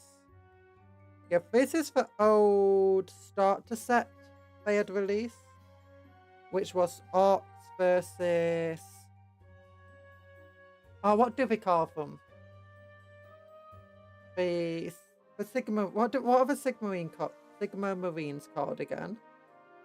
They are the... Stormcast Eternal. Yeah, thank you. Stormcast Eternal. Which, as you can probably gather from me saying Sigma Marines are like Space Marines, but Age of Sigmar fantasy version. Crew Boys versus Stormcast. Yeah. Now it's Stormcast versus Skaven, but I don't plan to get a Skaven army. I don't have room for it. Maybe one day, if I have my own place and I can put my own stuff around and like properly decorate and so on, then yeah, I might get Skaven. At least a small amount, just to have a little stand for them. Oh my gosh, I'm so exhausted. There we go.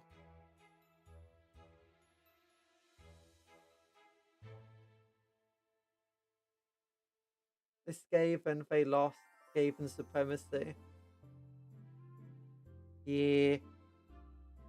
They actually had, you know, one of those massive worldwide games, didn't they? Where they had anybody. They did the same for Leviathan. Everyone could play together, and they decided who won based on the games played. This does not want to click in. That piece like this.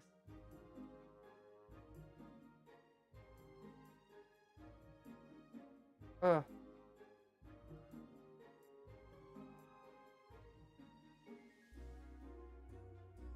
Okay, this goes into here somehow. I mean, this guy's meant to attach in somehow.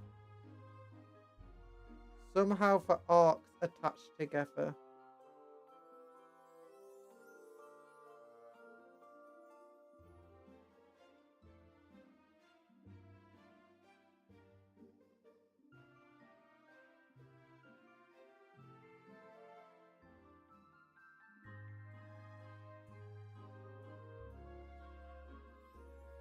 My fingers aren't strong enough for this. Ugh.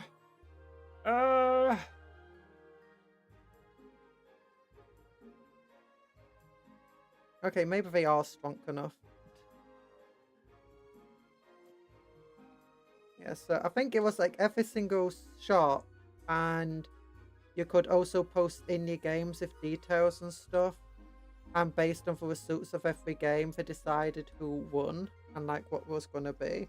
And as a result, you now got this massive battle occurred between Stormcast Eternal and Skaven, and the Stormcast lost.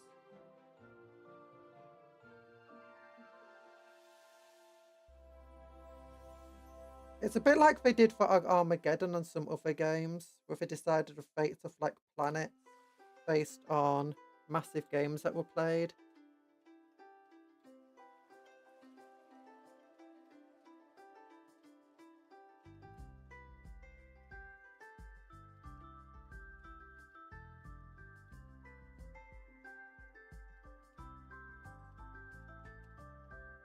Which I think's cool. I was involved in some of them. We never won. Orcs always won whenever orcs were involved.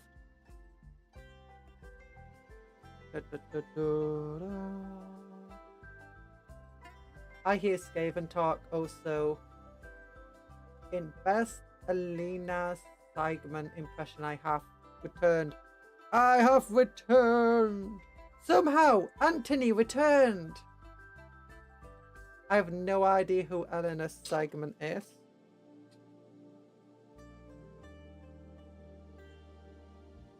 There we go. Wait. Stand! Oh, it did stand. Nice! Okay. Here we have. Da, da, da, da. 31 little orky boys.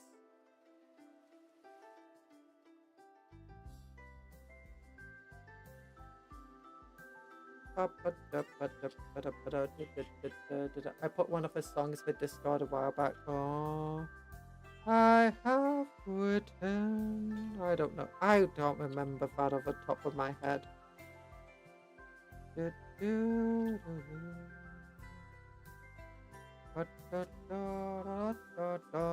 I have returned. I'm assuming she's a robot. Exterminate. Exterminate. I've been getting so many Doctor Who video recommendations. That'd have made me miss it and want to watch Doctor Who again. Oh. Doctor Who.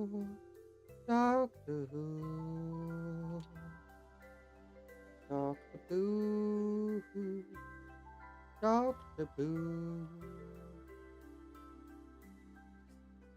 Okay, we do that. Yes, for your touch. I say for your touch, but they can go behind one another, kind of. The camera shows that they don't. Never mind.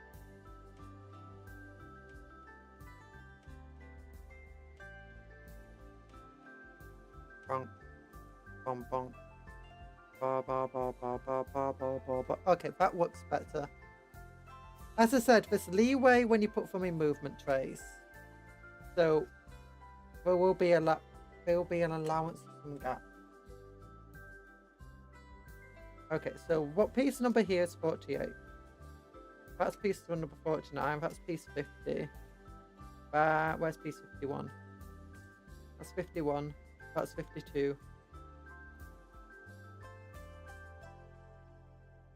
Where's 53? Where's the head? There's no head here. Oh, wait, the head is part of the shield. Never mind. Yeah, okay, so it's these two, these two, these two. They are very spread about the sprue quite a lot, the pieces that are meant to be attached to one another.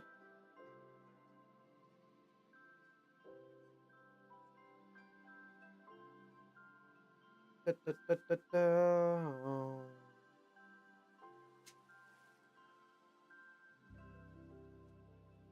Da, da, da, no. I miss Doctor Who.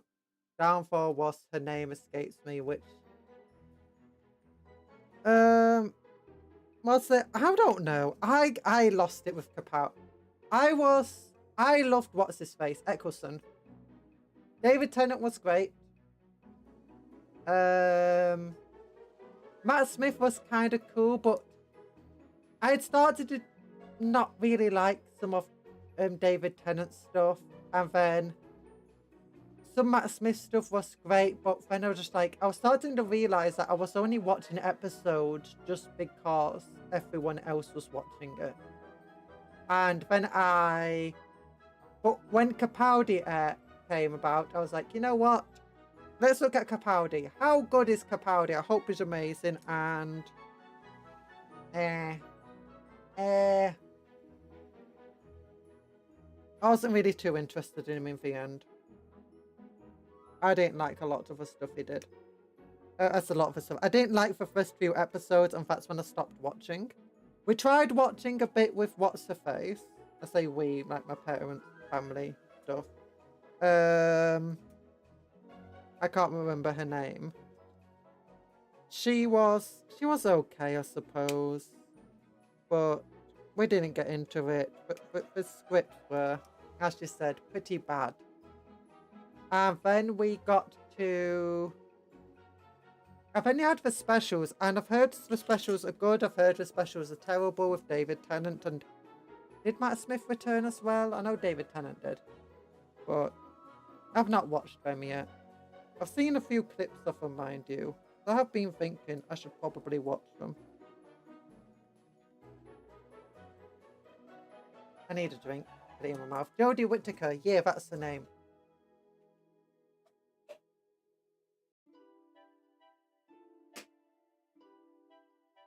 Honestly, I think it was a shame for all of the actors involved. Because I don't think any of them were particularly bad actors. It was just the showrunner and the writing. It was just very... but I mean, I felt out of love with Doctor Who when Moffat had taken over. Like, I liked the episodes he did when it was just a one-off episode. But when it became him being the showrunner... It was just...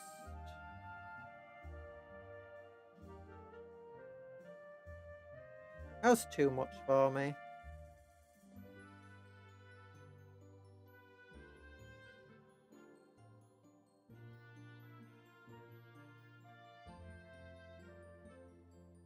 Is it here it goes in? Oh, it is here. Correct. Looks correct. Not gonna glue it just in case.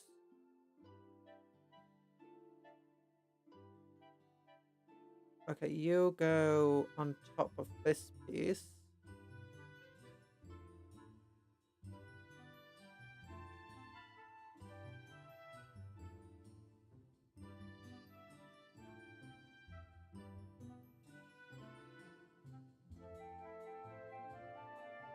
There you go. Okay, so it's correct. Nice. Okay, now I'll glue it. The great thing about this cement glue is that once you've got pieces connected, you can just put the glue around the gaps and it will glue them in. It will seep between them. I liked Capaldi. I thought he did great. I think Capaldi probably did great in the role. It's just, I didn't like the writing still. I felt a lot of episodes, their plot was just heavily underdeveloped and so on. But it's just an issue of, and it's just every single time there's just something crazy going on half the time. I missed the episodes where every so often you just have an episode where it would just be nice, it'll be fun, it'll be silly. You didn't need the end of the world every single episode, or save an entire civilization or whatever. There's a point where it just got too much of that, and things just felt too, I don't know, overplayed, overdone. I can't even remember too well what I had issues with. Because it's been a long time since I even tried watching the old Doctor Who.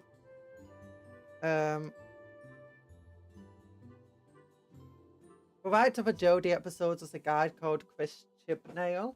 There's footage of him from the 80s as a Who fan on a talk show complaining about the episode writing.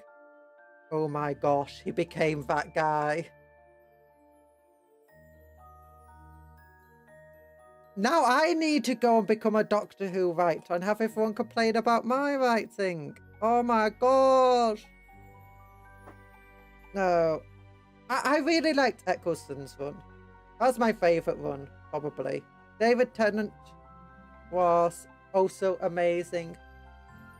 And I liked a lot of the episodes and so on. I don't know. I just couldn't get into Capaldi's run.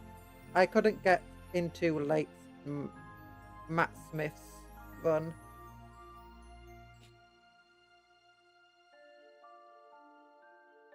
Okay, it's another one of these big boys here.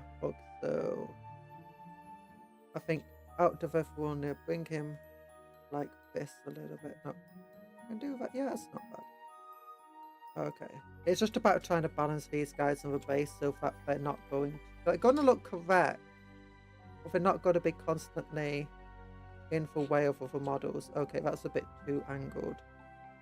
Doesn't look right.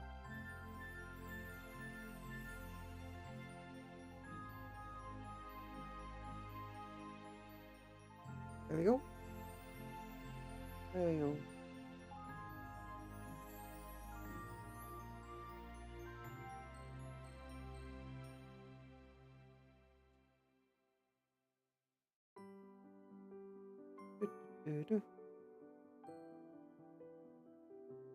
No, it's still off. Put him this way.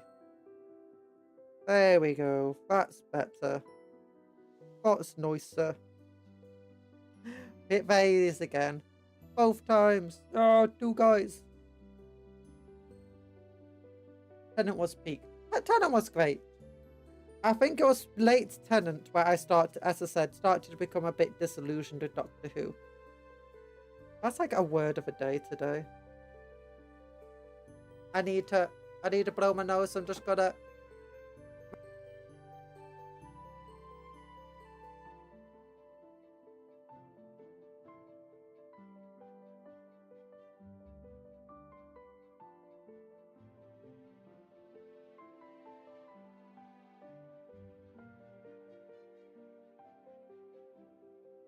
I apologize. Oh, it's all these allergies. I'm Millhouse Van Houten. I've got so many allergies. Oh, it's not allergies. It's flu. It's flu. Okay, so all of these pieces should be linked, right? 43, 44, 45, 46, 47. The order number shows you what order they should be attached together as well. There we go. Oh.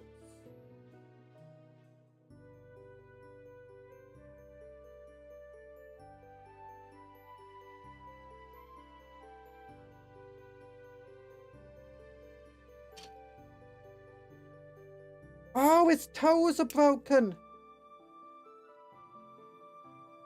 I was so confused. Also, I knocked something off over here. Which one was it? Oh, it's a sergeant. What, sergeant?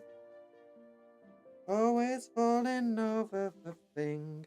Okay, so this guy, his toes are, but I was wondering what was going on with his foot when I was trying to, and it had a broken. These things I had gotten, I ordered from an eBay, as I said. They came in an envelope, so you can see there are a lot of bits that did get a bit bent out to shape and whacked about. Can I recover the toes?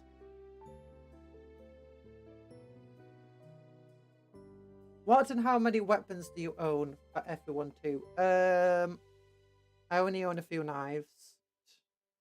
And they're not really weapons, they're actual useful knives, like crafting knives and stuff. But I live in Britain. I can't own many weapons.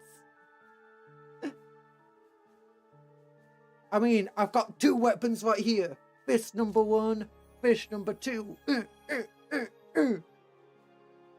And also, I could just go and strangle you. Like, pusher. I've had a couple of strangling you. Yeah, so I got weapons there. And I got my feet footsies. Like, kick.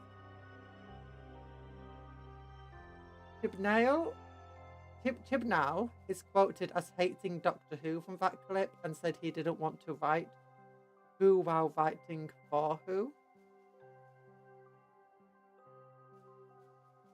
So yeah, Cupcon, you'll probably be overqualified for a right to role. You know what? I also hate Doctor Who. Doctor Who absolutely sucks. It sucks since all these woke intellectual types took over. Wait a minute, that's ever since Who started. Oh no!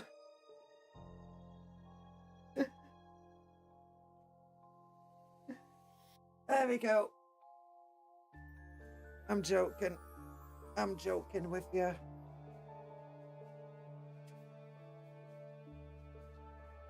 Who is terrible? Oh, Who is great? I like some of the old Doctor Who. I think my favourite Doctor's the 3rd Doctor. Do you know, the one with Unit and stuff? I think it's the 3rd one. Very militaristic Doctor. He's like, oh my gosh, not scared to smash people in the face. Like his entire job. That's all he does in life. Now if that's not Doctor Who, I don't know what Doctor Who is. Actually, no, even he wasn't like super militaristic. But he was more militaristic than other iterations of Doctor Who.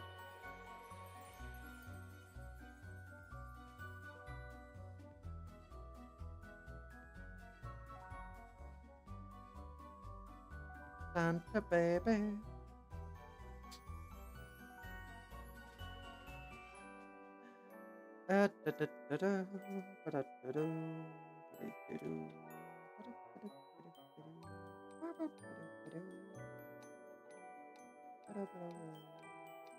Oh wait, you two go together like this first. It's like this. Oh, like this. Oh, I get it. Oh, get it. Are boys Age of Sigma Orcs? Yeah, they are, the cool boys. I'm using them as big guns with spears in my old world Orc army. So in the clip from when he was writing for Doctor Who, not writing for Doctor Who, in a clip he said the writing Doctor Who was terrible. Like a fan from ages ago. And he said that he hated Doctor Who. Or is it a later thing where he said he hated Doctor Who?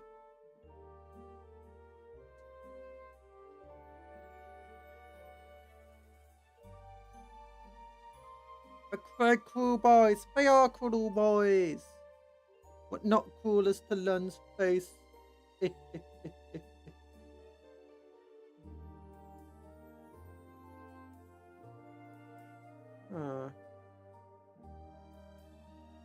Oh no, I think part of this guy's arm broke off as well. Yeah, there's meant to be an arm here.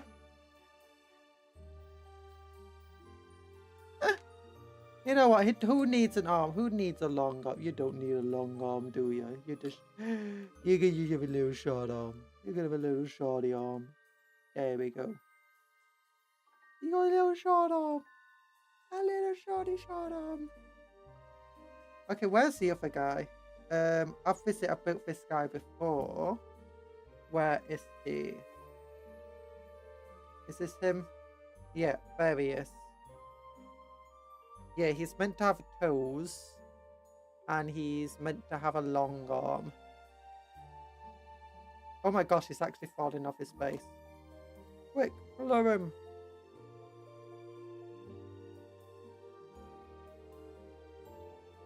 Sad Storm Boy noises. Storm Boy, so... You don't need him.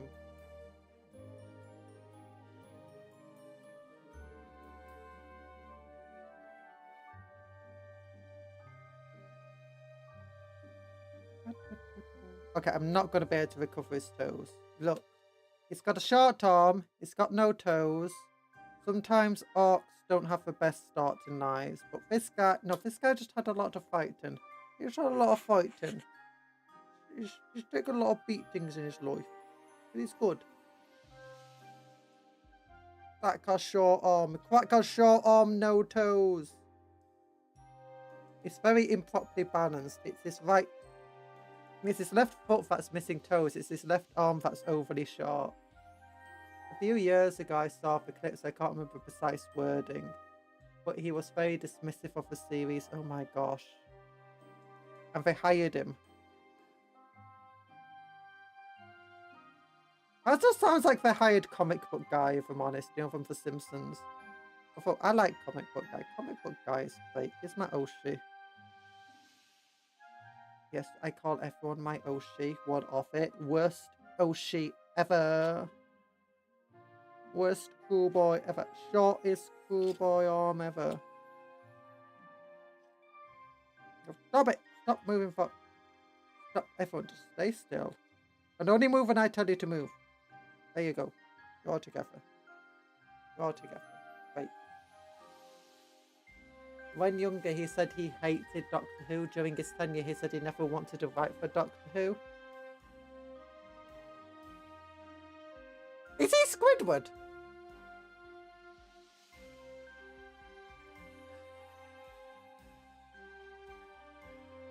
There's the one who likes feet. I don't like feet. You like feet.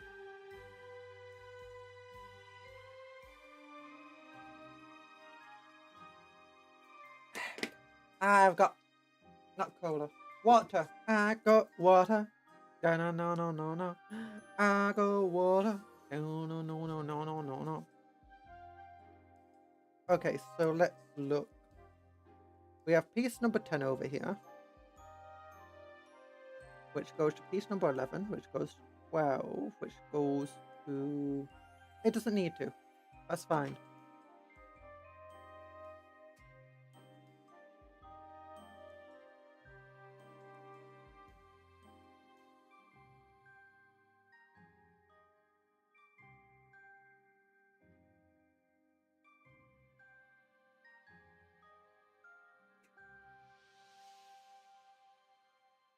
There we go.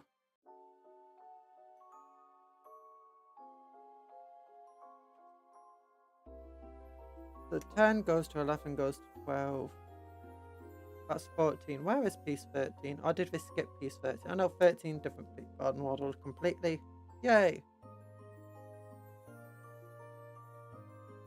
Bop, bop, bop, bop, bop, bop, bop, bop, bop, bop, bop, bop, bop, bop. Ba ba ba ba ba ba ba. Ba da da da da. Do not recite me to the warp proof, but I was there when you said it. I said nothing. I have never said anything in my whole world life. Okay, so that's the last piece. So this piece goes here. This pot, little foot, is all in pen. Okay.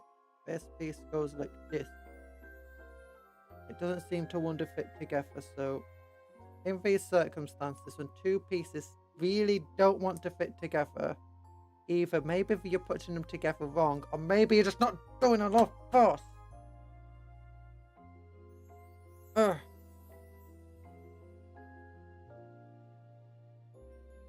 See? Works.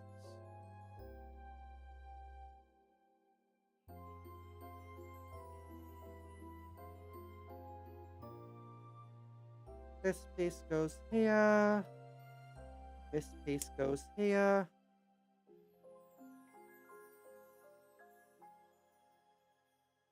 And see, it works. Perfect. Did you ever watch I watched Primeval. Yeah, it was dinosaurs and space-time continuum. Of course I watched that. What sort of self-respecting physicist who loves dinosaurs wouldn't have watched Primeval? Every little girl watched Primeval. Every little girl saw a weird nerdy guy and was like, yeah, he's a nerd. And then saw a cool older guy and I go, he's a cool older guy. Enoji, hello, Owl. Good evening. Good to you. Yeah, oh, how you doing? I hope you're doing well. We are building cool boys. The coolest of boys. There we go. Well, actually, not cool boys. The Orc Biggins are spears. But we use the Age of Sigmar cool boy models because they're cheap on eBay. Also, they're cool.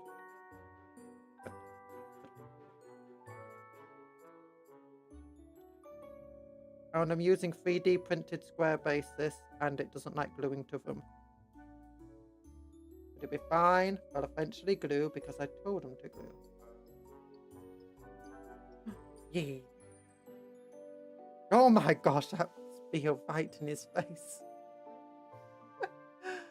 I can't remember much about Primeval other than it was time traveling dinosaurs, and then they had some weird things that weren't dinosaurs.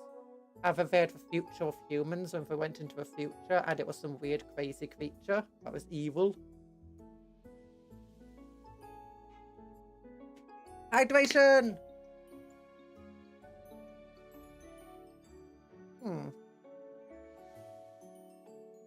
Okay, what's next? That's 14. So obviously there's a 13 before it. Where was it? Okay, 13, 14, 15. No spear or shield yet. Doesn't include a head. So 15, where's the shield?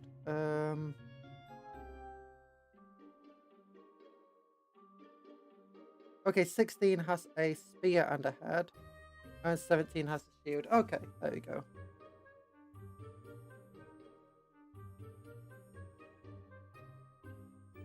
So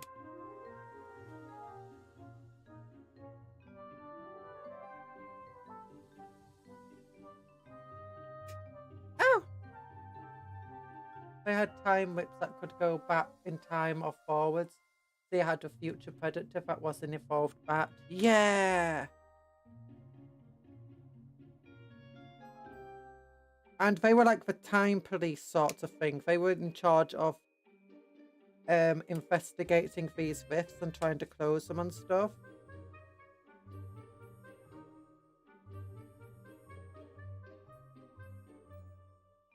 And wasn't there like somebody opening rifts at one point? I don't remember series 2 one. I don't think I know if I ever finished it or not. You're back! Hello, back! I thought you were called Briar, but I'll call you by your new name. You have a headache, waiting for painkillers to work. Oh no, poor headache. I also have a bit of a headache. But it's fine. Got a headache, I had to punch it in the face. But it's my face, so...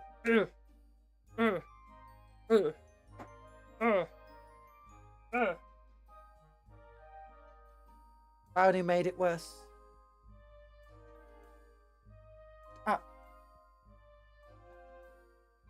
Yeah, main character's wife was the one causing the time waits because she was evil.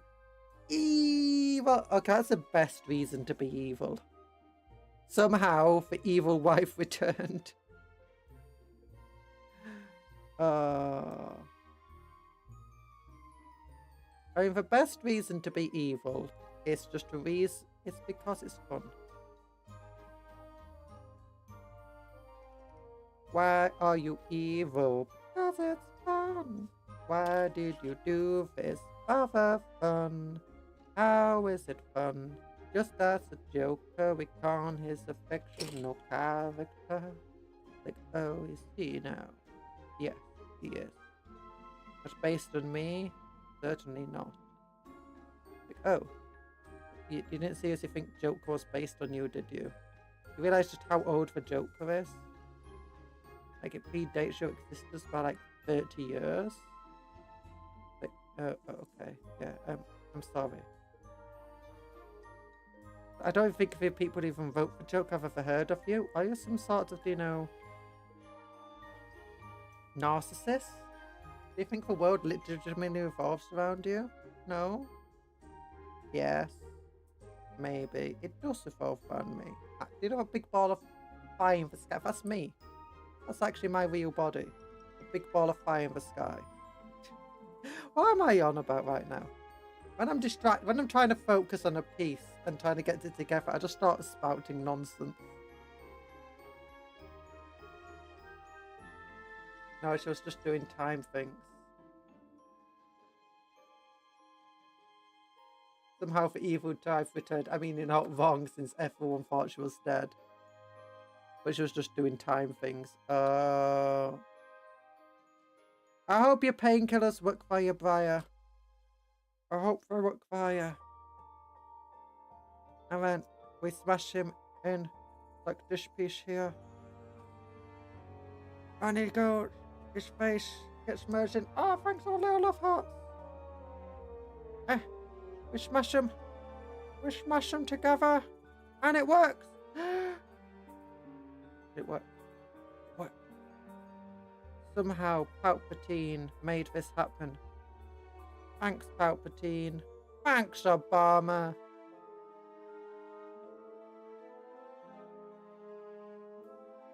You know, I think Palpatine could have easily won if he just made a thanks Obama meme.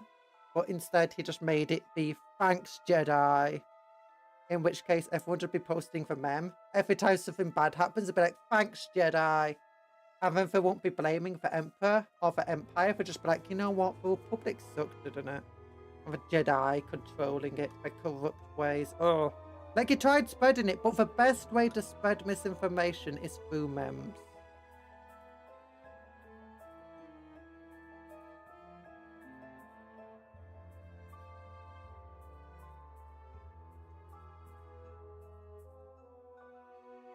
Bum, bum, bum. Bum, bum, bum, bum, bum, bum, bum, bum, bum, bum, bum, bum. Ah.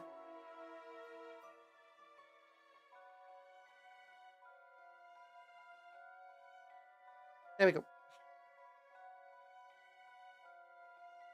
Okay. What am I doing now? Oh yeah, I had something like in my teeth. I was trying to get it with my tongue.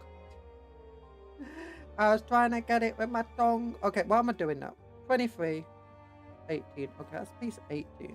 That's piece 23. Let's try 18. 18, 19. What about 17? Did we do 17? Yeah, we did 17. So 18, 19. 20, 21. So we need a shield. 22. And 23 is that body. Oh, that's quite nice.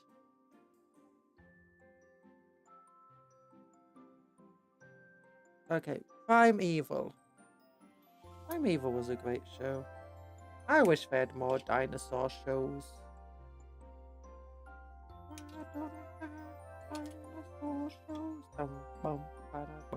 Okay, yeah, I really liked the dinosaurs though. I remember as a kid not really liking the ones with the future predators because it's like, they're not dinosaurs. I don't care about them. I want the dinosaurs.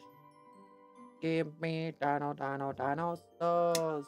Give me dinosaurs. That's the song I sung. I didn't sing any song actually. Yeah, it's a lie. I'm sorry. 1920.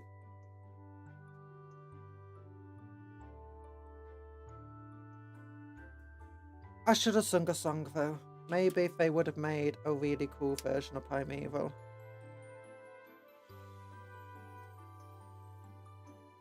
$21. No. Oh, darn it, that's 25. Oops. This is 21.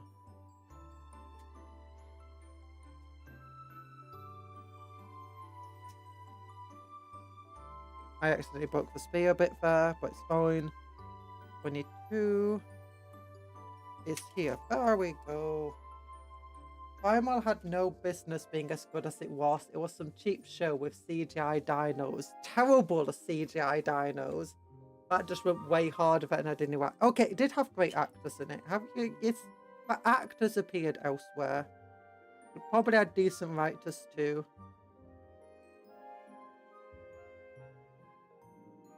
I mean, if I remember correctly, it was kind of cheesy, but the fact it had dinos in meant I didn't care about fur. Sometimes it could be a bit bad. It's like, yeah, sometimes it's a bit bad, but who cares? I get my dinosaurs. There's another TV show that was kind of terrible, but it had dinosaurs, so I didn't mind.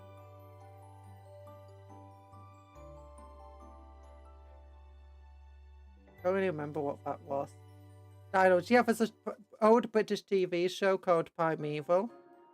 We've been talking about it, and it's about these time rifts opening and dinos coming through them. And there's like this time police having to try and stop it and investigate it. And there's another TV show, I'm trying to remember it. It was all about like dinosaurs, like people trying to survive in this kind of world where they're being thrust into, and dinosaurs were everywhere. And it's like a fantasy sort of story and world. Oh, this guy doesn't have an arm either. He must have broken in transit. Maybe that's part of his arm. Oh no, was this part of his... It is part of his arm. Okay, this is his arm. That's what fell off earlier. Must have just been dangling off the edge.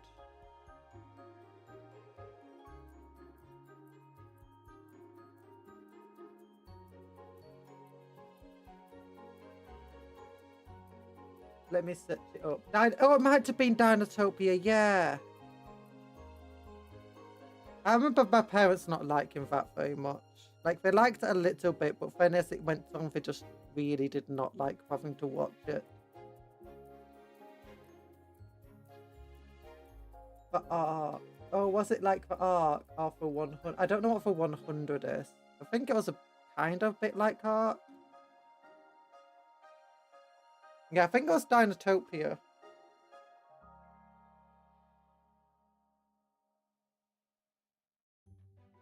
It was great. It was stupid, but it was great. Like a lot of these shows. Actually, that just explains most sci-fi shows. My parents loved The Librarian on Sci-Fi. Legitimately one of their favourite shows. They also loved Warehouse 13. Okay, I can actually see why they loved Warehouse 13. My friends love, you know, things like Castle and a lot of stuff, and I keep trying to get them to watch Warehouse 13 because it's like, you know, you guys would love this. I didn't really like Warehouse 13, but you guys probably would love it. My parents absolutely adored that show.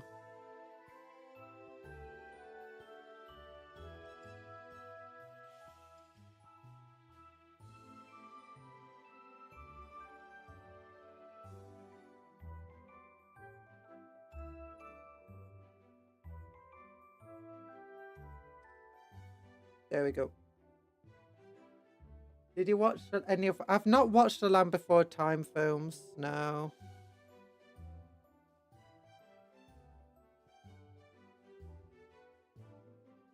Talking dinosaurs, that's not very historically accurate.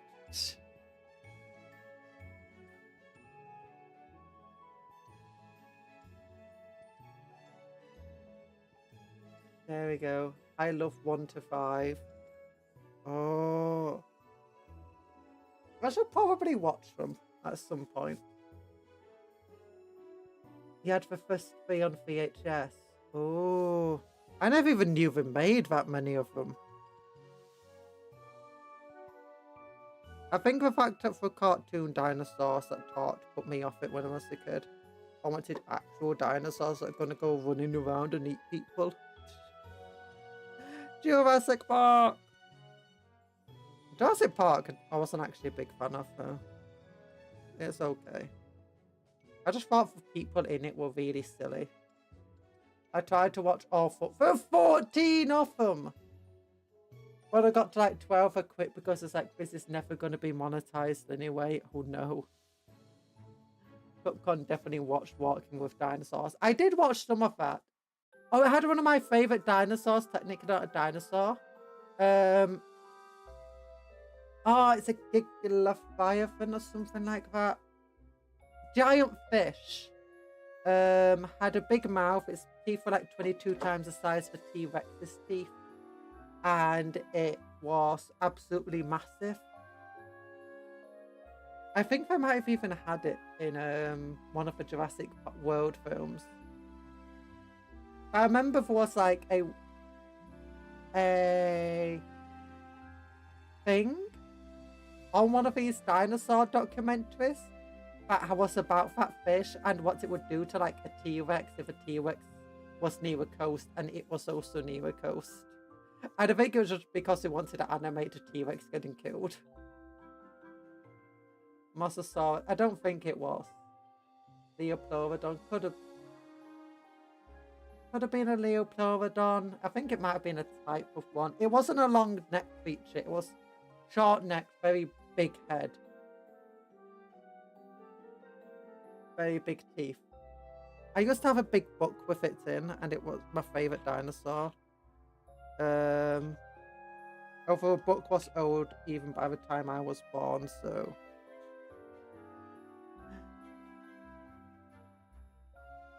Well, that book was one of the reasons that I absolutely adored dinosaurs. It's like one of the books I grew up reading. Okay, so you got 23, 24, that's 25. Then it goes 26, 27. Okay, dope. Dokali, dokali, dippity doo. I have a message just for you. Oh my gosh, sorry. I'm gonna go eat a potato. I'm gonna go and tell your mother that your potato eater. Oh, flip this piece up. There we go.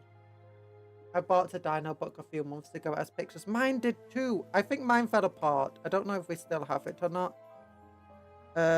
If we do, it's probably locked away somewhere. It's going to be difficult for me to get to. Okay, there we go. And now I've just got some spare pieces I can clip off to throw into the spare piece box later. And then we got 10 of the orcs done. And then I'll only get 10 more of the bigger orcs to do. Both this spill away. Yep.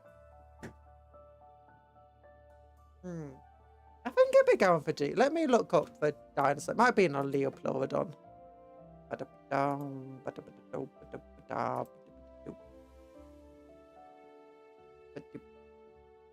Oh, who's on the thing? Who's on the Discord? People just telling people their dogs look cute. Formation warfare. Okay, let me look up. Leopleurodon. Leopleurodon. Might have been that. It might have been a Leopleurodon. It could have been. Could have been. I swear I had a different name though. I get names mixed up all the time though, so I wouldn't be surprised. And it was years ago when I read about these things religiously.